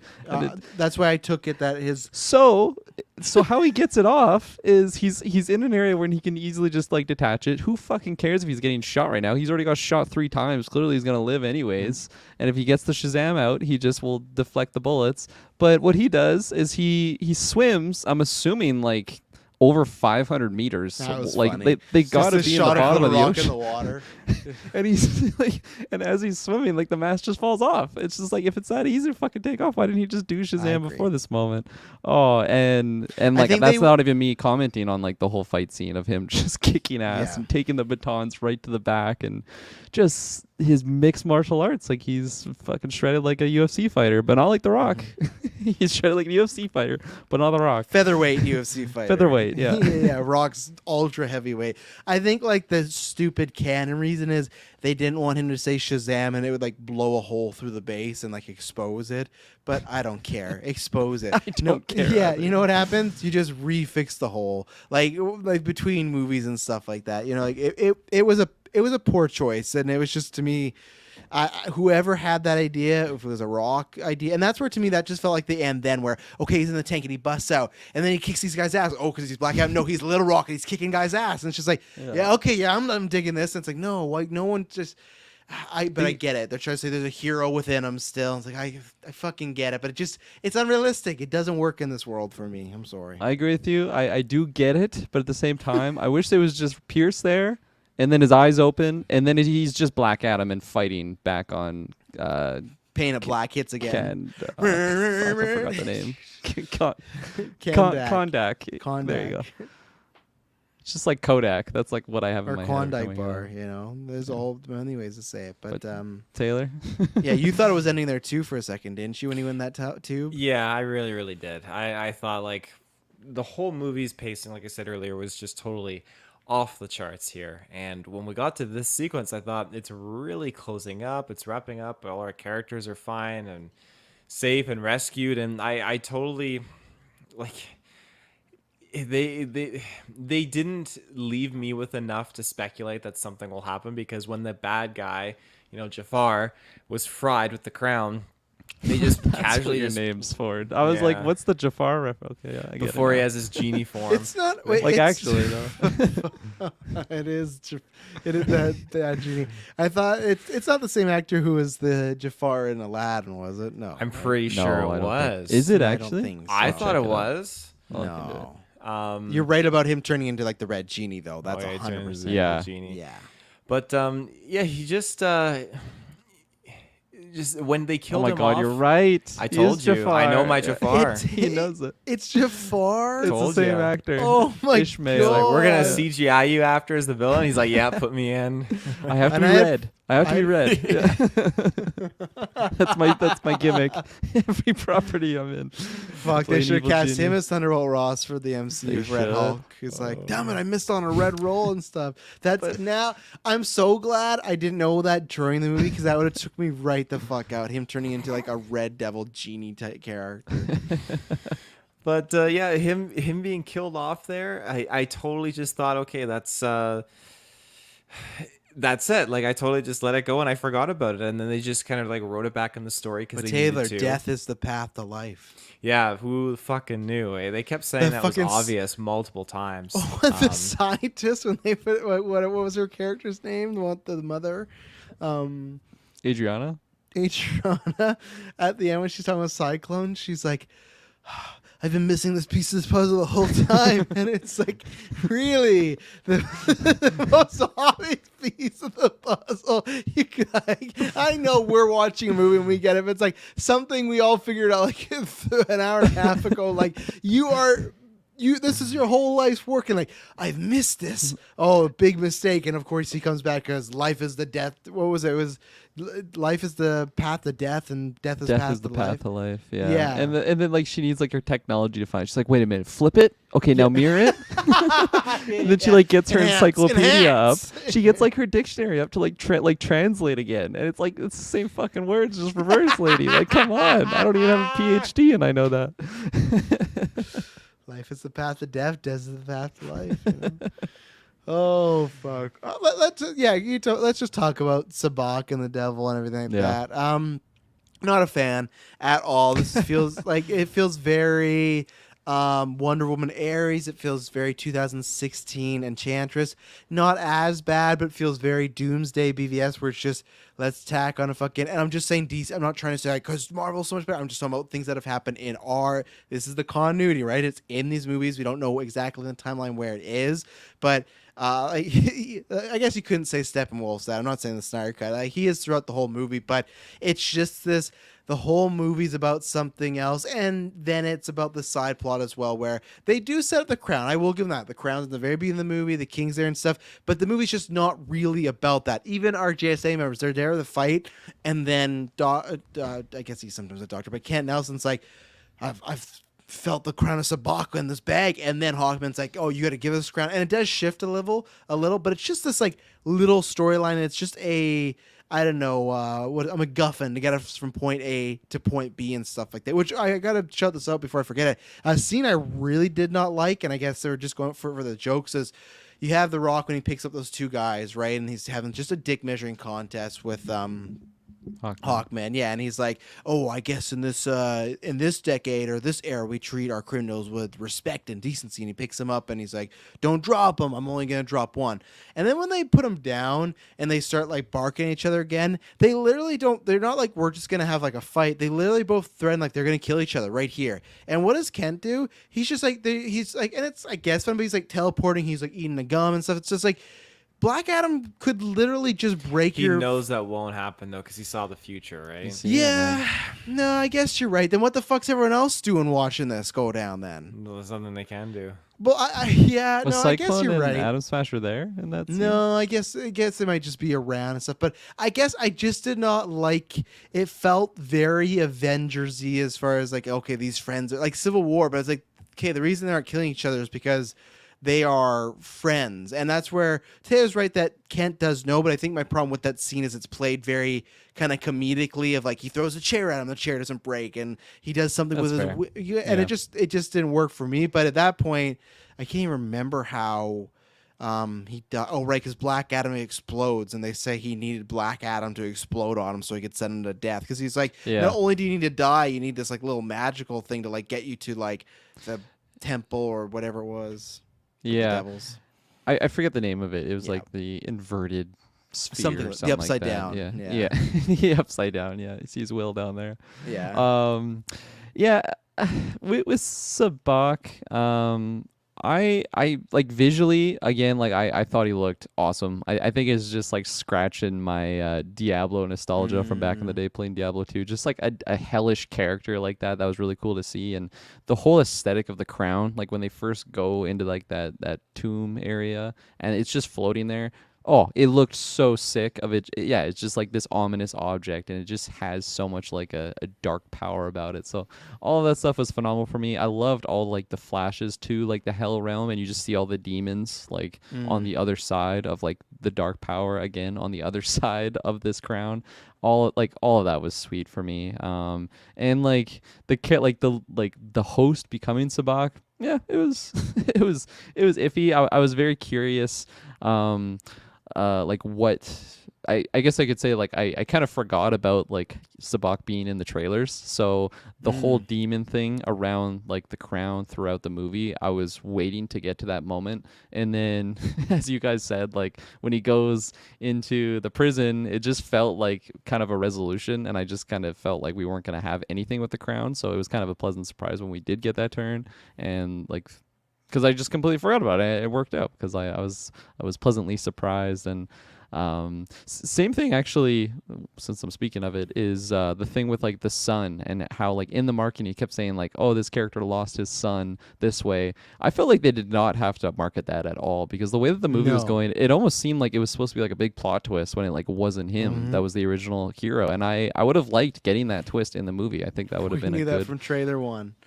Yeah, and like he would say, like when he was describing what the Black Adam character was, like in promo, like I remember The Rock saying, like, yeah, this character was a slave who became free, who lost his son and his family, and it was just like, oh, okay, well, I know that there's gonna be this twist where this kid is his son. But And talking about Little Rock again, what a weird scene where they have the guy playing his son, but it's his son as Shazam, like the Black Adam, and he's bigger, and then he's playing against the Rock, who's Little Rock. My mind was not computing any of this. Like I understand what they're doing, but it's like, okay, so we got the Rock. Yeah. He's playing like a little version of himself here, and then you have this actor who's a big guy playing a kid. it's probably and it's probably that guy who they put Rock's face on too. It's like That's actually the Rock's body, so it's like the Rock is acting with himself. Yeah. It was weird to see someone that was bigger than the Rock like interacting with the Rock, but again, like his face was just still so much more muscular than what that like his son's face was, even though his body was bigger than him in the moment. You got to think it's probably been I know it's probably happened a few spots in life, but it's probably been quite a few years since the Rock's like been like smaller than anybody, right? So like, how does he play that? He's not used to that. He's used to just being bigger and stuff like that. Because then when they do cut to the scene of him with his shirt off, it's like, god damn, like he's just so fucking, he's just huge. I know he's always huge, but man, he's huge. He's a Goliath. Yeah. Yes. And before I throw it to you, because one thing that set up Sabak is we were talking about, the magic kill where he blew up and stuff. I didn't buy that just a simple Black Adam having to block the bullet was worth him like exploding and like having another, I don't know, incident and stuff. I get it. They were trying to say he couldn't explode, like control his powers, I guess. And they say when he's very rageful, but I just don't know if that would have been a rage moment. I think it makes sense because it's literally a parallel to his son being shot with an arrow, but in this instance, he was able to save him, right? You reminded me about that. So you know what? You're right. That's fine. But then you remind me that I hate that scene. He burst out laughing. Assassins from the King. Talk about rush and just the way things have to happen. Yeah, the king, the kid comes. Where are the arrows coming from? Did we leave it on the roof? Did it fall out of our artillery? What happened? There's like a small crack in the roof, and there's just fucking like an arrow comes through, gets him in the heart. Like, so if people didn't watch this, we explained the scene. So yeah, but you've seen the trailer. The big twist supposed to be that the kid gets the powers, originally the Black Adam powers from the wizards. His dad's about to die, so in order to save his life, he gives those powers. Says, with me, say Shazam, and you transfer the powers. So and he's like a big buff dude now, the kid. But he transfers powers. He goes back to being Black Adam's son, and Black Adam becomes obviously like not the Tila Adam or whatever his name is. Like he becomes Black Adam, you know, The Rock and stuff. He hugs him, thanks him for whatever, just like saving his life. He hugs him, and the second he backs away from his son, like just post hug, an arrow just hits the son in the heart. And like Kirklin said, you have no sight of this, you have no direction. It just felt so random, and then they just cut to some guy like perched, like he got like a fucking Call of Duty kill, like he's been hiding this whole time camping. Like he let this whole moment play out, and like like it was.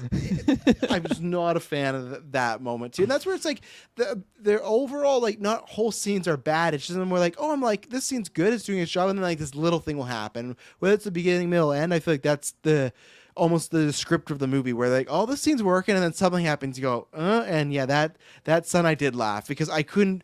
It came out of nowhere. I just couldn't believe that he just got pegged with his arrow, but he lost his life. So, Taylor, what did you think about Sabak overall and that plot line of the crown? You got his long lost, or his whatever great Descendant. Yeah. his descendant with that wild beard.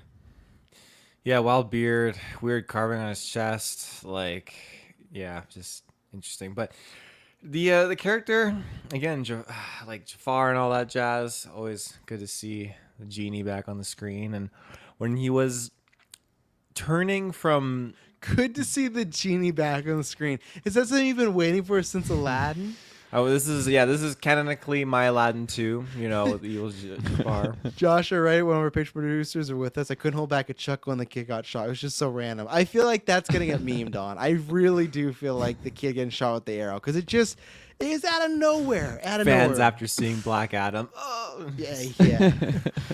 But yeah, with Sabak, he's very much, like you said, your classic DC character with your Ares or your Enchantress was one. Enchantress, yeah. I think even Doomsday would kind of count, you know. I'd throw it in the Doomsday pile, yeah. And it's unfortunate. I honestly think you could have pulled that character out of this film completely and just had him...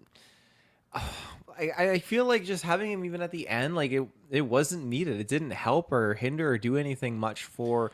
You need him to team Adam. up, though. You need him to kind of be a full-on good guy at the end and help the JSA, right? That's the only reason it's there, is to give them a bigger battle. I guess that's definitely true, but they should have done it a different way then. Because I honestly liked the whole dynamic of him just dealing with the JSA.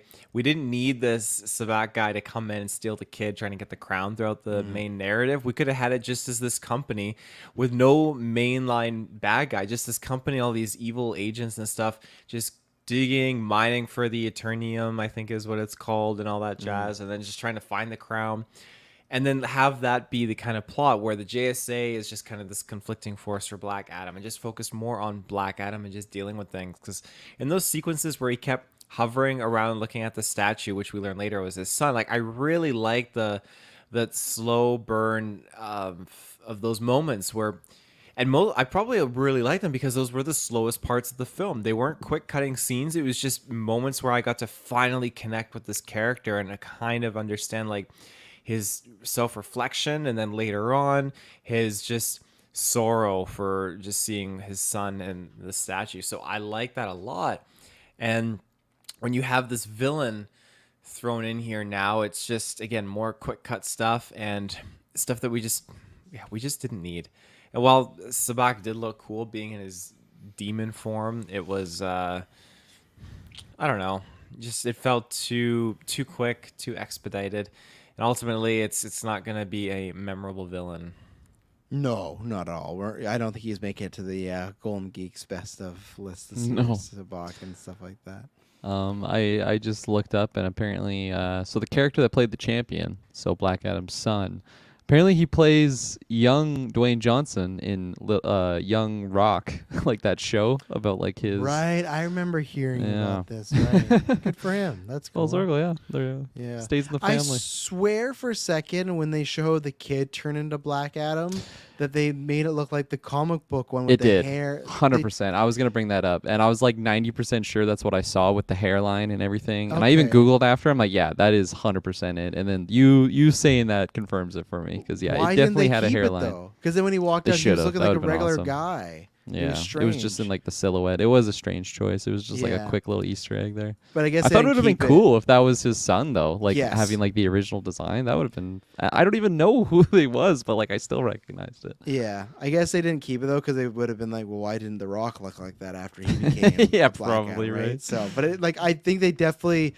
what they must have done is just use shadows to make it look like the longer ears and the hair. It wasn't actually hair, but to me, it looked like I thought, oh, this is like you said, cool. They'll give the original, the first Black Adam that look because okay, The Rock's not gonna have that, but cool, his son will. And it's like a nice little nod and stuff, and they still did it, but they just kind of half did it. But let's take another ad break and then we'll keep talking about some of these characters, moments, questions, all that jazz.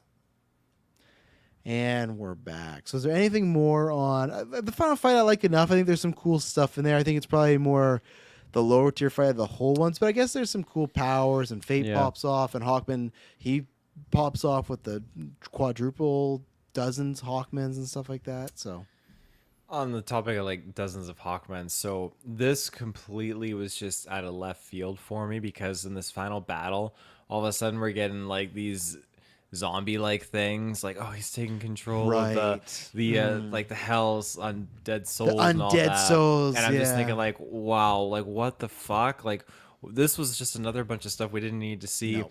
And again, we got the moment with like we need to like rise up, everyone. Like you come mess with one of together us, you and- mess with all of us. Yeah. It's a Sam Sam Raimi perfected go the through moment. me. yeah. Sam Raimi perfected the moment, and them throwing shit at Green Goblin, and then they did give him Doc Ock, and everyone's always trying to do it, and that moment didn't hit for me. The whole Condog like putting the hand up and stuff like that. It's like Yeah. I get the feeling of it, but also like. The things are going down. I'm gonna run. Like I'm not gonna stand there with my fucking hands up. That's exactly it. Because sorry, I'll quickly wrap this up here, and you can go, Kirkland. You got to run, and when the mother and the brother were not like just standing by waiting for the zombies to run, and you just see like we got help or whatever, you see the whole townsfolk just casually walking into this battle, like run for fuck's sakes, run. They're doing that like they don't actually do this, but what it feels like is they have like a pipe and like stoner basher time. Like they just like we're gonna fuck up. Like there's no Baller and Blitz plays another Yeah. licensed music. there's no like threat at all. And I know again what's gonna happen because people are already comparing the two movies, but like people are gonna take that Thor Love and Thunder scene when the kids fight the demons. Like, well, people like that, they're fucking kids. One, that movie's just so fucking like it's supposed to be comedic and tongue in cheek, so it works there. And two, they still get like put endued with the powers of Thor. These are just regular people fighting the spirits of the undead with what, like kendo sticks and brooms. It's like, and why am I supposed to take any of these things seriously? This is worse than Yeah. Squad Poo Monsters, where it's like at least Harley Quinn and Deadshot and Boomerang are killing these things. Regular people with a stick can take out the spirits of the Some of them undead. Are got you fucking fucked up. kidding Some of them me? got like over the shoulder, like flipped and stuff. Oh yeah, Yeah, the, like- the Rohan charge. Yeah, it is super unneeded. I feel like the reason why they're doing that is to just show Sabak bringing like the apocalypse, essentially, right? Like he's raising the souls of the dead, but like I think it would have been better if just like the earth is like cracking and like just this total like a new hell on earth is coming. So just the choice of having these like NPC level 1 skellies Yes. that are that are heroes, air quotes, our civilians are just taken out, and it's completely fine. And like it just, I feel like maybe again like they're trying to show these people like uprising, but like I feel like the people that should have been uprising against is the, what were they called, like the intra gang or the intra Yes. gang or whatever it was, but they never had that moment. Like they just kind of fizzled out of the movie without like a solid conclusion, I Black guess, Adam or like killed them resolution. all. That's why Yeah. they're all dead. They There's nothing lost, to as Taylor counted, like 180 guys in the first fucking 15 minutes of dealing with Black Adam. We lost our whole entire night shift. Who's going to cover the midnight shift? I got holidays booked. I can't do it. yeah. It's National Conduct Day tomorrow. I can't be here. Yeah, so I completely agree with you guys on the skeletons was just something that we didn't need to have in there. No, that's something we should be on the cutting room floor. Even if it's a couple minutes, get rid of it, So just thinking in retrospect here, how do you guys feel knowing, okay, so Dr. Fate, when he goes in before he dies, he seals off with like a force field around the battle with Sabak. Now, he waited until he was about to die to free Black Adam. Why wouldn't, before he recreates the force field and go in there on his own, why didn't he just free Black Adam then there, or even 10 minutes sooner, and not have to tell them like the plan was to free Black Adam? The Black Adam would have got there in time, and then they all could have fought together, and he could have lived. Like, Dr. Fate thought he could 1v1 Sabak. He was going in there really confident. He had 2 title defenses already, and he's like, I got this. And then, I think it's possible, honestly. He's just so cursed by his thing. It's just like, this is just a good way to end it. Possibly. He did say that. Remember, he's like, for the first time I look forward in the 100 years and I see nothing and it's beautiful. So it's definitely weighed on him and stuff like that. But I get what they're saying, that there's still a way he could like die and not like. I guess he just wanted to really confirm he was going to die before he called him back up, And thank goodness they didn't get him before, because imagine they do that. He and Black just Adam decapitates him. It's like, fuck, nobody can get Black Adam out now. Yeah, and like Black Adam's just in a tube somewhere, can't get out, and that's his story. 8-inch fucking breathing tube down his throat, whatever the hell it was. It was long. I saw when it went in there. Probably wasn't 8-inch, but. That's how it felt. So speaking upon like the Shazam stuff, I had some questions here because I still haven't seen Shazam. The whole Shazam powers thing. How does that work? Like, how do we have like Billy Batson? Just say Shazam. What's his name? Something like that. Billy Is it Batson. like Billy Batson? Is it like different powers of Black Adam, or it's just the exact same? Same exact thing. Well, pretty similar. I feel like Black Adams are like the darker like type of ones, but no, they're pretty similar and stuff like that. And it's like the way how they were talking about the 7 wizards. There's always supposed to be like 7 of them because they all got killed. And Jaimin Hunsu, he's like the main one. I think you've probably seen him in Shazam. I don't know if it was confirmed he was in this movie or not before, but if I forgot, that was just cool to have that again. Another connecting piece. Like, you got a character that connects you to something else in earlier DC movies we're going to talk about, the mid-credit scene. You got a character that connects you to Suicide Squad. You got a character that connects you to the Suicide Squad. You got a character that connects you to Shazam now. So it does have a lot of touchstones to things happening in the DC world and things like that. So, but yeah, they say Shazam, they get the power and stuff like that. Yeah. But like the whole sequence of seeing the wizards there, and they do their Shazam spiel and all their colorful magics and going off, and I was like, I kind of like this. Maybe I got to give Shazam a try. So, maybe this will be the pushing. Retrospective. The pushing. Yeah, I'll put up a retro. Yeah. No, it was fun to see them in there. They got killed and everything like that. So, but they kind of talked about Shazam, and I did like that because I think even at one point in my life, I thought that Rock wouldn't even say Shazam because he was just trying to distance himself so much from Shazam because I feel like he thought Black Adam's like such a bigger deal. I thought, oh man, he's never gonna say that word. They're gonna do something else. But no, that Shazam, like, it's not. I think that's a positive thing. It's not just off the side or kind of they're shadowing it. They're full on going, no, this is connected to Shazam. There's characters from Shazam in this. They're using the same magic, same verbiage. So applaud for that because I feel like The Rock promotion wise hasn't been that way. Just this week, he's like, I can't wait to do something with Shazam. But it's always been Superman. Superman's been like, yeah, but in the comics, Shazam is your main rival, so and that's not gonna happen because again they may fight but they're heroes. Like, Black Adam's a hero. What's there to fight about really with Shazam now, so just beat the shit out of him. Don't call me Little Shazam or Little Black Adam or whatever it is. Little Rock. They break the fourth wall, Little Rock. We haven't talked about them. We should talk about the mother, the uncle, and the kid. They're just, to me, plot devices. I think the theater liked most of the uncle's jokes. I was I'll say like 50-50 on it. To me, that's where that fell out, MCU stuff. I feel like our lead here, the mother, who I think she and even the son become like a superhero or get powers in the future. I don't know what that's about because I've not read that much of Shazam Black Adam, but I like them again enough, but just like they're just there to move the plot forward. That's it. Like, that's their one job. I don't get much character from them. It's just them asking Black Adam to do shit. they do shit and they're either happy about it, mad about it, sad about it, whatever it may be. So I didn't feel too attached to any of them, really, unfortunately.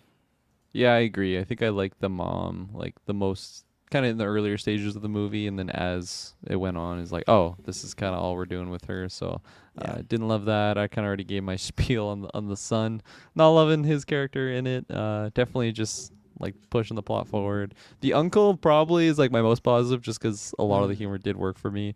It's so funny too, because he's just like an electrician. You know, I'm in school to be an electrician. My buddy I went with is a full electrician, and then in here, Dr. Fate is like, "Don't worry, that's not how you're gonna die." It's like, how do I die? It's like, don't go near electricity. He's like, fuck, I'm an electrician. Yeah. And yeah, me That and was a Buddy good Tyler, joke. we just turned to each other. We just totally laughed at that moment. So that was funny how it kind of hit close to, I got to stay away from electricity going forward. Could die. But so that was good. Oh, fuck. The one moment actually had us like burst out laughing was at the end. You get The Rock sit on the throne, this big like close up zoom shot. He's like does this like it's an extended scene Full of on like cock rock. just seeing, yeah, like cock rock Yeah. on the rock throne, and he says, "No, that's not what we're doing," and then he just shoots up in the air and fucking just demolishes the throne. Easily could have just fucking like put a rock chunk into anyone that's just standing right there, but he Kills calculated, them I guess. all. He He could've. shows off. He really Yeah, you're not could. He could have wrong. just killed them Yeah. all. And then as soon as that happens, the kid instantly is just like, so now what do we do? And I like, it was just like the timing of it was so strange. It was just like, well, now we go on our next adventure. And Yep. it just seemed like he was about to fight another character or something. It's just like, well, now what do we do? Like, it was just such a He weird pretty line much delivery. was considered the post credit. Like that happens immediately after, right? It's just, Yeah. And that's what I think that's if you're in this movie, and this would have been a good non-spoiler thoughts. And people have talked about the action, but this movie just feels like you are playing Black Adam in a Mortal Kombat game, and you're going through story mode. And his little, because this was shot on the volume, and it's just like he's in his throne, and people just keep coming in, and you fight them. Whether it's a Bach, Dr. Fate, like that's what it feels like. You're just like, oh, I'm gonna wait, and that's to me when he destroyed the throne, because like. Black Adam in the comics, he is a ruler. He has at times been a villain. He is like a conqueror. So the fact that they had him lift up and destroy that throne to me was the whole marketing. I never believed he was going to be an anti-hero / villain. The movie starts that way saying, no, he's probably going to be a hero. If you had any doubts in your mind, the fact that he floated up and then destroyed that throne, that was like yeah, you're never getting that fucking villain Black Adam. Like that's not in the cards for this character and stuff like that. And I fucking hated too that they did the Fantastic Four ending of like, oh, because the kid's like, what are we gonna do next? Like, the Adam, like whatever his real name is, like, he's like, they Adam. It's a little old sounding, isn't it? And then it just like cuts the black screen, Black Adam. It's the like, oh, that's fantastic. What'd you say? I said it was fantastic. Cut Fantastic Four. It's like, no, stop doing this ending. We're not in the 2000s anymore. Stop it. Enough. It's cheesy. It just doesn't work anymore unless you're being tongue-in-cheek about it. Like, imagine if the Batman ended that way. Selena Kyle's like, what do I call you? I think I got something. And then just cut the Batman. And you're like, fuck. Like, stop doing this. Enough of it already. Like...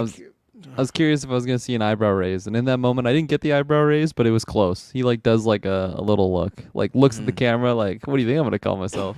He has a Black couple little... Adam, DC. He's like, Superman. And everyone's like, no, that's taken. But like, he has a couple looks. There was one weird one in the middle of the Paint It Black montage where there's the guys in the helicopter, and he like super speeds the window. He's like, and he like smiles, and then he super speeds away. And then fucking murders them. Yeah. He just fucking murders them. Like he's yeah. playing, he's having a fun game with them, and then he just proceeds to murder these people. Yeah, like there are certain times where he would just like, he'd look and then do something bad. Like, I'm gonna do something really. I'm a little like frisky. mischievous. Yeah, yeah. Like a little kid playing games or something, but he's just genociding these people. Yeah, it's like, do you guys remember in The Night Before when they tell Joseph Gordon-Levitt like, "Oh, be a happy elf." Like, okay, a little mischievous, and he's like, and like you said, Kirklin, like that's Black Adam. He's like, "Oh, I'm gonna kill you. Are you?" Yes, and then he kills him. But like, I wish it was in a way where just the Rock, to me, some of his facial, like, it made it funny, and that was my first cue of that helicopter. I was like, oh, they should have cut that. That didn't need to happen right there. It just, again, that's what it makes him look more goofy. Those moments, I think they're trying to portray that as badass. No, just have him stone faced, maybe an evil smile, but not the sly, like very kind of being like, yeah, mischievous. I don't need mischievous Black Adam or Little Rock, So. What were we talking about there? The uncle and the family, the mom. That was I think beforehand. it's everything.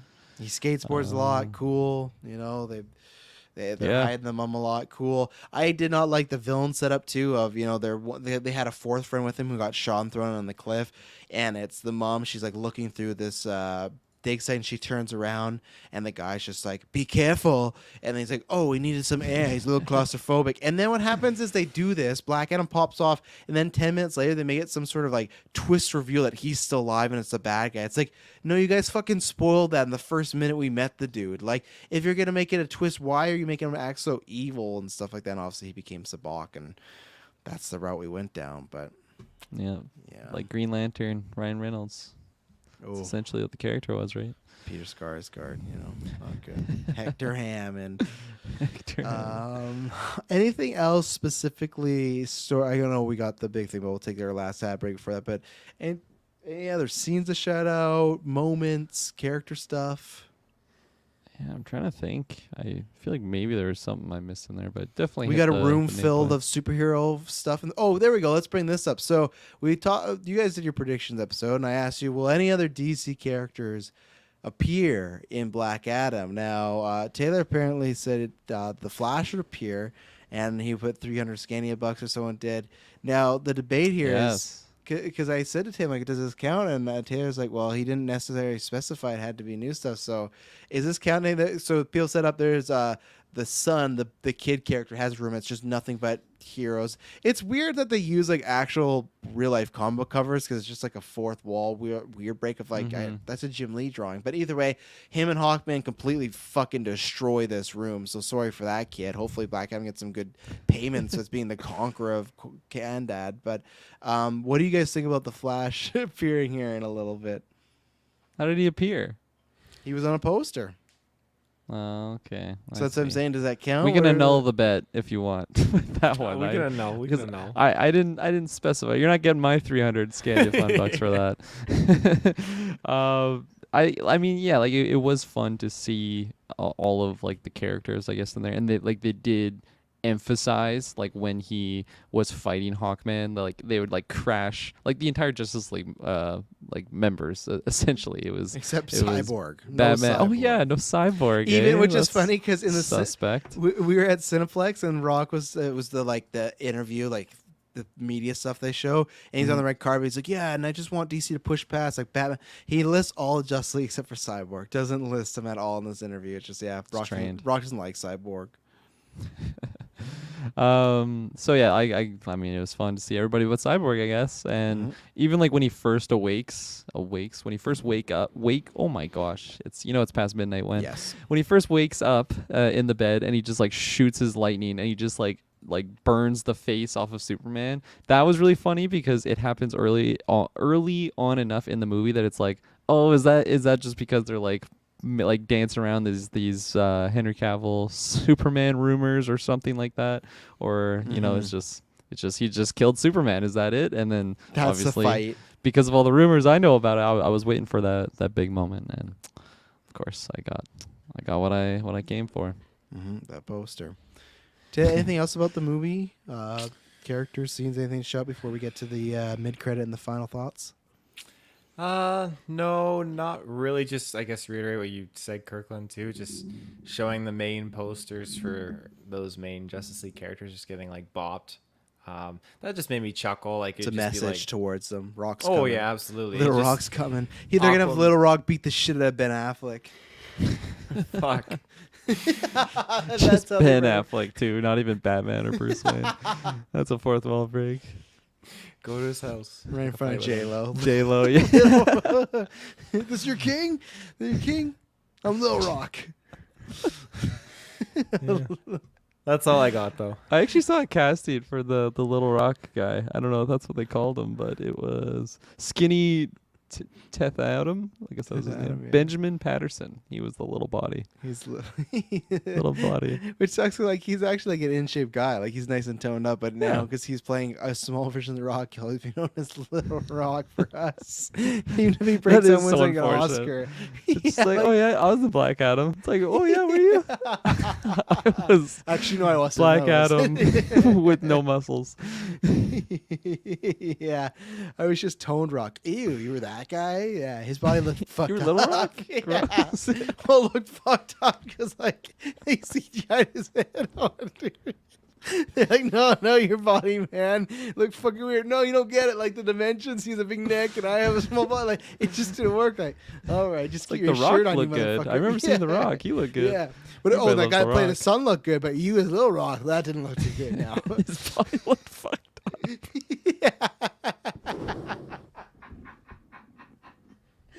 Or it's the reverse where he goes to see this movie with a bunch of friends and they go out to dinner and he hasn't told them that he played that. And the whole thing, they're just ragging on this dude's body. Like, oh my God, imagine if The Rock looked like that. Ew. Like I think they CGI'd that body. Yeah, that body's so hideous. No one could be having that. Right, Tim? Or right, what's his name? Benjamin? Benjamin. Benjamin, didn't you audition for this movie? I thought. No, I didn't get the role. I didn't get the role of Skinny Teth Adam. Oh God. Oh, my jaw is sore. Oh, that's funny. Oh God, yeah. I just love the scenario. I'm just everyone is banging on his body. Like, thank God The Rock works out. I could not sleep with a man with that body. But okay, let's take our last. This is a girl who's gonna go move on. Finally, she's saying that like, ew, and everyone's just like they're like showing pictures of Little Rock. I'm like, look at him. Take us to an ad break. Get us out of here. All right, let's take an ad break, and then we're going to talk about that mid-credit scene, so we'll be right back. Okay, and we're back. So, Ooh. the mid-credit scene, what everyone's been waiting for, right? For years, Rock's been talking about he's wanting to fight a certain somebody, right? Have a showdown with certain somebody. All in the marketing... All in the market. I'm just thinking about Little Rock. All in the market. All in the marketing. He's talking about one character that should come back, and he wants to fight. He wants to headline. So what happens? He has this scene where it's Amanda Waller, who's been in this film a couple times, and it comes up just saying, "Hey, you know, you can stay in Kandak, but you gotta. That's your new prison now. You can't leave that area at all." And he's like, "Oh, I could do whatever I want. Who's gonna stop me? No one on this planet will stop me." And she's like, "Well, there's other people that aren't from this planet that could stop you." And he says, "Send them all." And he shoots the drone. Very unnecessary. He doesn't need to destroy this government property, but fair enough. He destroys the drone, and then all of a sudden, from the smoke, Jared Leto's Joker walks up. No, I'm joking, but no, you hear like a whoosh, you hear that like sound barrier break, and you start to see the silhouette in the smoke, and you can tell it's Superman, but you're like, hey, what's going on here? Like, is it the Superman in this universe? Is it a recast? Is it Nicolas Cage? Is it Ben Ruff? Is it gonna be a headless? Is it just gonna be smoke? But it's not. You hear that great sexy ass voice of Henry Cavill saying, Oh, yeah. "The world has not been worried in this amount of long time, or something like that, in a long time." And then he just says, "Black Adam, we need to talk." And there's a few things where they have like so many people threw up a hissy fit about them possibly using the classic Superman theme that's not his. It's very minorly in there, and it's like a darker version of it. He has the red and blue suit back, which obviously is going to create some people are not going to like that, because if there's very Snyder culty, you're going to be like, oh, he has to be rocking the black and white. Like, he's not in the black suit. Again, heroes could literally just change suits if they want. Who knows? But he has the red and yellow and red and blue suit and stuff like that. It's the most vibrant the suit's ever been. The colors are popping right now. It's not like that, like, toned down. And they're not saying it's bad, but I'm just saying, like, in Man of Steel, they're going for more of a different type of aesthetic where it is just doesn't feel so superhero. It just feels like more of a suit of armor and everything like that. But it's that. And then Reminded on me of top, Spider-Man's, honestly, at the end of No Way Home. yeah, like very that shiny. blue. Yeah. Yeah. And even the logo feels like it's like a bit further out from his chest and everything. Like Yeah. it's just popping and stuff like that. And he even has the classic, and I know some people hate this, but I don't give a fuck. Henry Cavill's back in there. He has the Superman curl going on, everything like Oh, that. So Kirklin Patzer, we have talked about this for years, literally years, since probably 2017 Justice League. I was like, are we going to see this again? What's the status? Now, it is just a cameo, but hopefully this is meaning a lot more. I'm hoping that Monday we wake up to we're doing Superman 2. And there's already this past week, right? There's been rumors of like they're starting to look for writers, this and that. But this is the official, hey, the announcement that we're hoping the announcement that Henry Cavill is back. So one, what did you think about actually just seeing Henry Cavill back in a DC movie, even for a small amount? And then what did you think of this actual just scene in general? Like, did you like the way they placed it, etc.? Yeah, I think like the setup of him just being back, like still at his throne. He has nowhere to sit because he destroyed his throne, but he's just in that throne chamber room. Just standing. He's Metawalda like, comes in. He's gives like, him the threat. I shouldn't have destroyed that chair. I can't sit anywhere now. You know? Yeah, he's just regretting his decision. And he's still like putting on that like tough guy Black Adam persona of like, well, I don't have to listen to you. Like, no one can really stop me. Mm-hmm.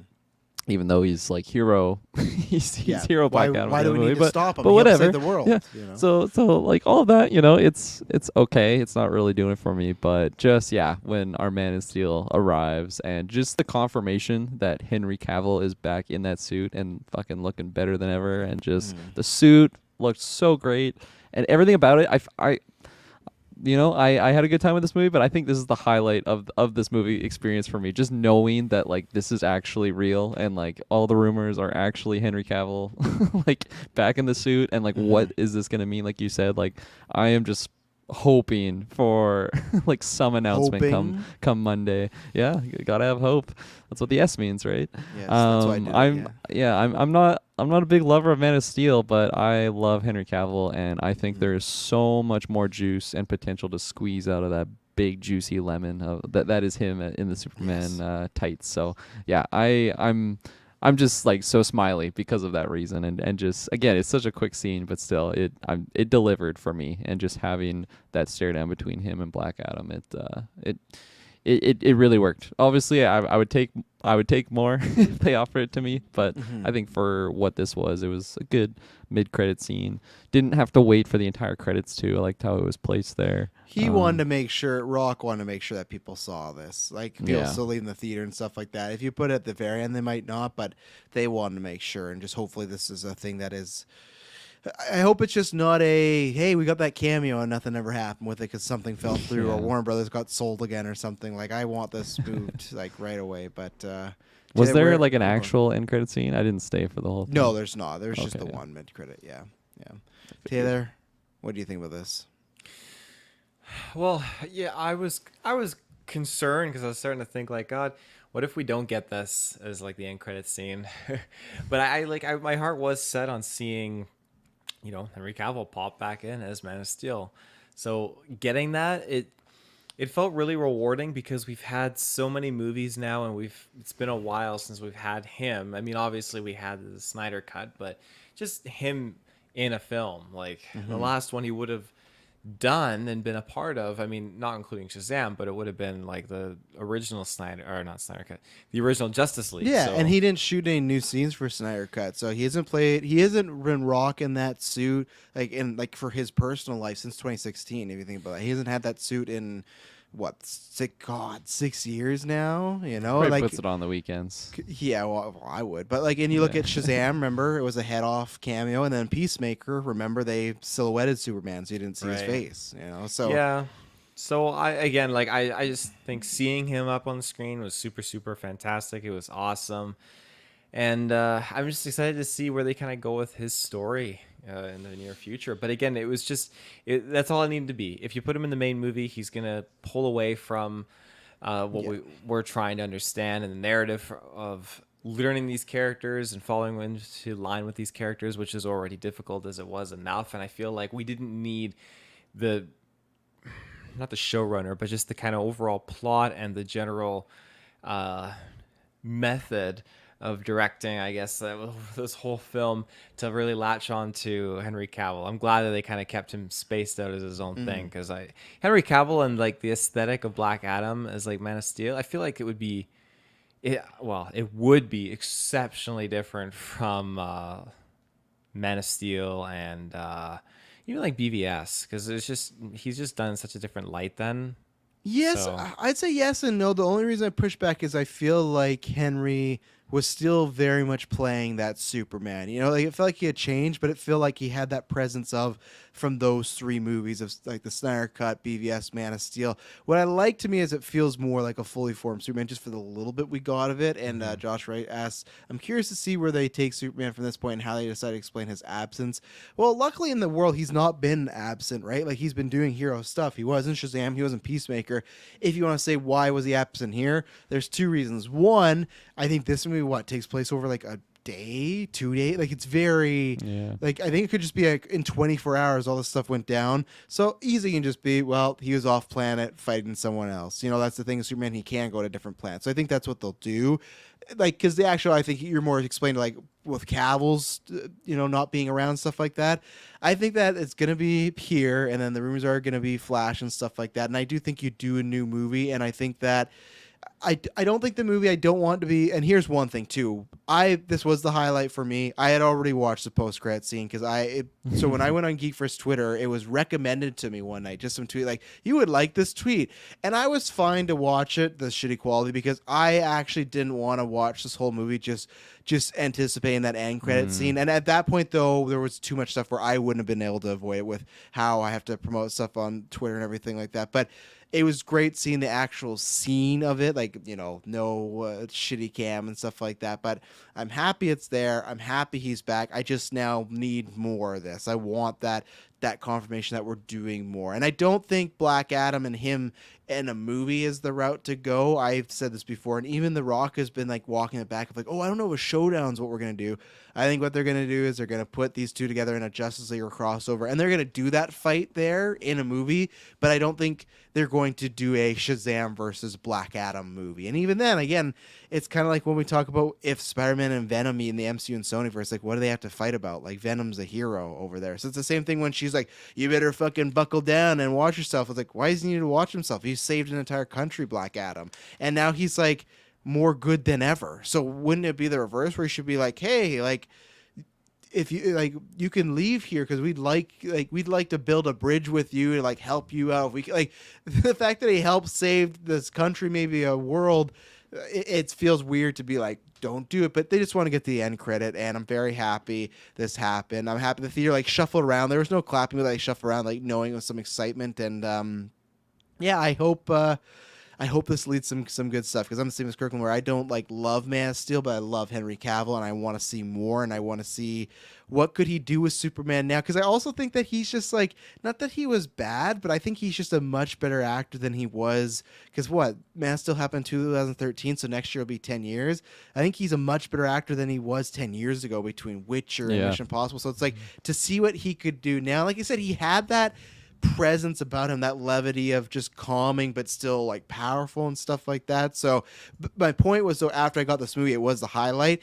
I don't want anybody, this sounds harsh, but I don't want anybody that wrote this nor the director to put Cavill in this, because I think like Kirkland said, I think there's aspects of the movie you can have a fun time with, enjoy, but for Cavill's return, some like a movie like this for me wouldn't cut it. Like the Cavill Superman movie has to my have Batman Superman movie. Yeah, exactly. Like, it has to me have like a high quality, great directors, whoever he or she is, writers. Like it has to really hit. Where this just felt like a rock vehicle to introduce Black Adam and let's get some DC stuff going. You know, so and like you mentioned, Henry Cavill, you know, he wasn't terrible in Man of Steel or anything, but definitely is like improved with just like quality of an actor, and like just seeing him in like Mission Impossible, Fallout, like he was so great in that. And but another thing is that like Henry Cavill's never been more popular. like it's just such a great piece to have starring in a Warner Brothers property, and like he's shown his gameness. Oh my God, I'm making up my own terms now. His willingness to just be Superman and deal with all of the shit show that's been going on the Warner Brothers DC side of things. So, it's just fucking get it done. Come on, people. This is I hope this just blows up like the internet blowing up about this and just gets the gets the talk and murmurs going, because I just feel like that'll just manifest it. And what my worries is too is what I don't want to happen. We'll talk about this on future casts, but I don't want to be like old Warner Brothers, where let's say for some reason the Black Adam box office isn't the strongest, and they're like, oh, I don't know if we should continue with this.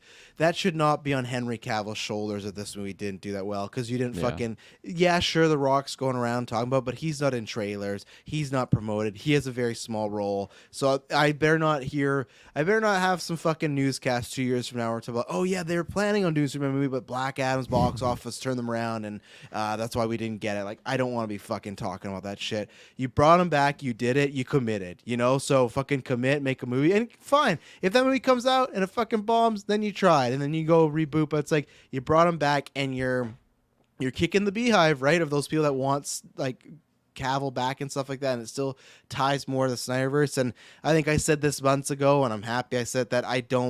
I never thought they were going to do a full-on reboot. I thought it was going to be like a soft reboot, and I think that's what we're going to get. And I think with Cavill being back there, that shows they're way more in that line of, well, we're going to just try to salvage what we have. And they should, because what they do have is a lot of great actors and people and stuff like that, right? So, Taylor Field, give us your final thoughts and a rating of Black Adam. So, as I've already touched upon throughout this review, pacing has just been a big con for me, because there were moments where I feel like I really was just not in it, and it was just accelerating too much, where I couldn't get attached to the characters. It pulled me out. That aside, visually, I was definitely into it, because there were so many awesome sequences that I could just really like get back and just enjoy, and I thought that was fantastic, because there are times like it visually made me feel like it was like a Snyder project. Lots of slow-mo at times. They even when they killed the guy, when he found like the whatever it was, the Eternium, and he brought up the stone, and they like cut his stomach and kicked him, they Spartered him off the mountain. They full on did the "this is Sparta," and they kicked him, and they did slow motion. But I feel like it was slow motion, but it was like trying to be Snyder. It wasn't like Snyder slow motion. There was like a little bit difference to it, So yeah. All in all, though, would I go back and watch it again in theaters? Am I going to rush to watch it after it comes out on streaming? Probably not. It's something that I would most likely put on like for background, or if I just get into that kind of like zone where I want to kind of just re-immerse myself into like the DC universe and just kind of like pick up on, just kind of get myself reaffiliated with the storylines and the characters, then I could see myself doing that, which is, likely, but probably not in the like this year. Next 12 months, yeah, not within the next 12 months. So I would probably give it though I'd go a 6.5 out of 10, because I don't feel like, I thought maybe about the 7, but when I think about giving it a 7, I feel like I'm being extremely generous in giving it that kind of a rating. I feel like it's still lacking something, I'm missing something, but it's not a fail. It sits right at nice and cushiony at that 6.5, which is good. Well, I'll let Kirklin go last, because unfortunately it's a fail for me. I'm giving it a 4 out of 10. Really? There's just not, like I said, I don't think it's necessarily bad. There's just not enough that I liked, that I feel enough to pass it. Yeah, and that's one of those 4 points. Yeah, no, like there's some things, but just overall, I think, like I said, there's messiness of the plot, the character dynamics, and then Black Adam himself. It's one of these movies where there's moments I like, but the thing is, there's stuff where there's certain movies where, okay, I don't really enjoy the movie, but the moments are great. I think there's some good moments in here. I don't know if there's anything great. I think the closest thing to that is like Dr. Fate, but he's even in it less. So I can't say I liked it enough to pass it. If I'm checking my phone in the theater and feeling a 2-hour movie is long, that's when I know I'm not really digging this. And I also don't think it's a movie that, when people used to tell me that they like Suicide Squad 2016, and now they fucking changed their mind because they found there was an Ayer cut, and they're like, oh no, this is a shit movie now, and we need the Ayer cut, which I'm fine, cool, David Ayer get his cut, but go back, there's recorded footage of me being like, this movie's fucking awful. That's a movie, like when Taylor gave that a 10 out of 10, couldn't believe it, shocked me. I can see people liking this movie and enjoying it. This one I completely get. I just go, for me, it didn't really work, and as I said before, I feel like it's kind of like a bad MCU movie. It's one one of those lower tier ones where it just feels like they're trying to get that formula. But the way The Rock said they wanted to do something else, they asked like, "Oh, you want to be like Marvel?" He said, "No, I want to do something else." I wish there was more something else. I wish this was more unique. And I think in a world where I'm always going to watch these, but when we are getting inundated with superhero stuff, you got to stand out. And I think we've seen a lot of this before, many times done better. And yeah, so that's where I am. I'm a 4. I don't know if I could get up to like even a pass one day, but yeah. And I'm not sure where, well, I won't spoil it because one day for a Patreon episode, we're going to do a DCU rankings and rank the films and stuff like that. So I won't spoil it, or you can go to Discord and follow my letterbox if you want to get that. But yeah, that's where I am. So Kirkland, end us on a high note.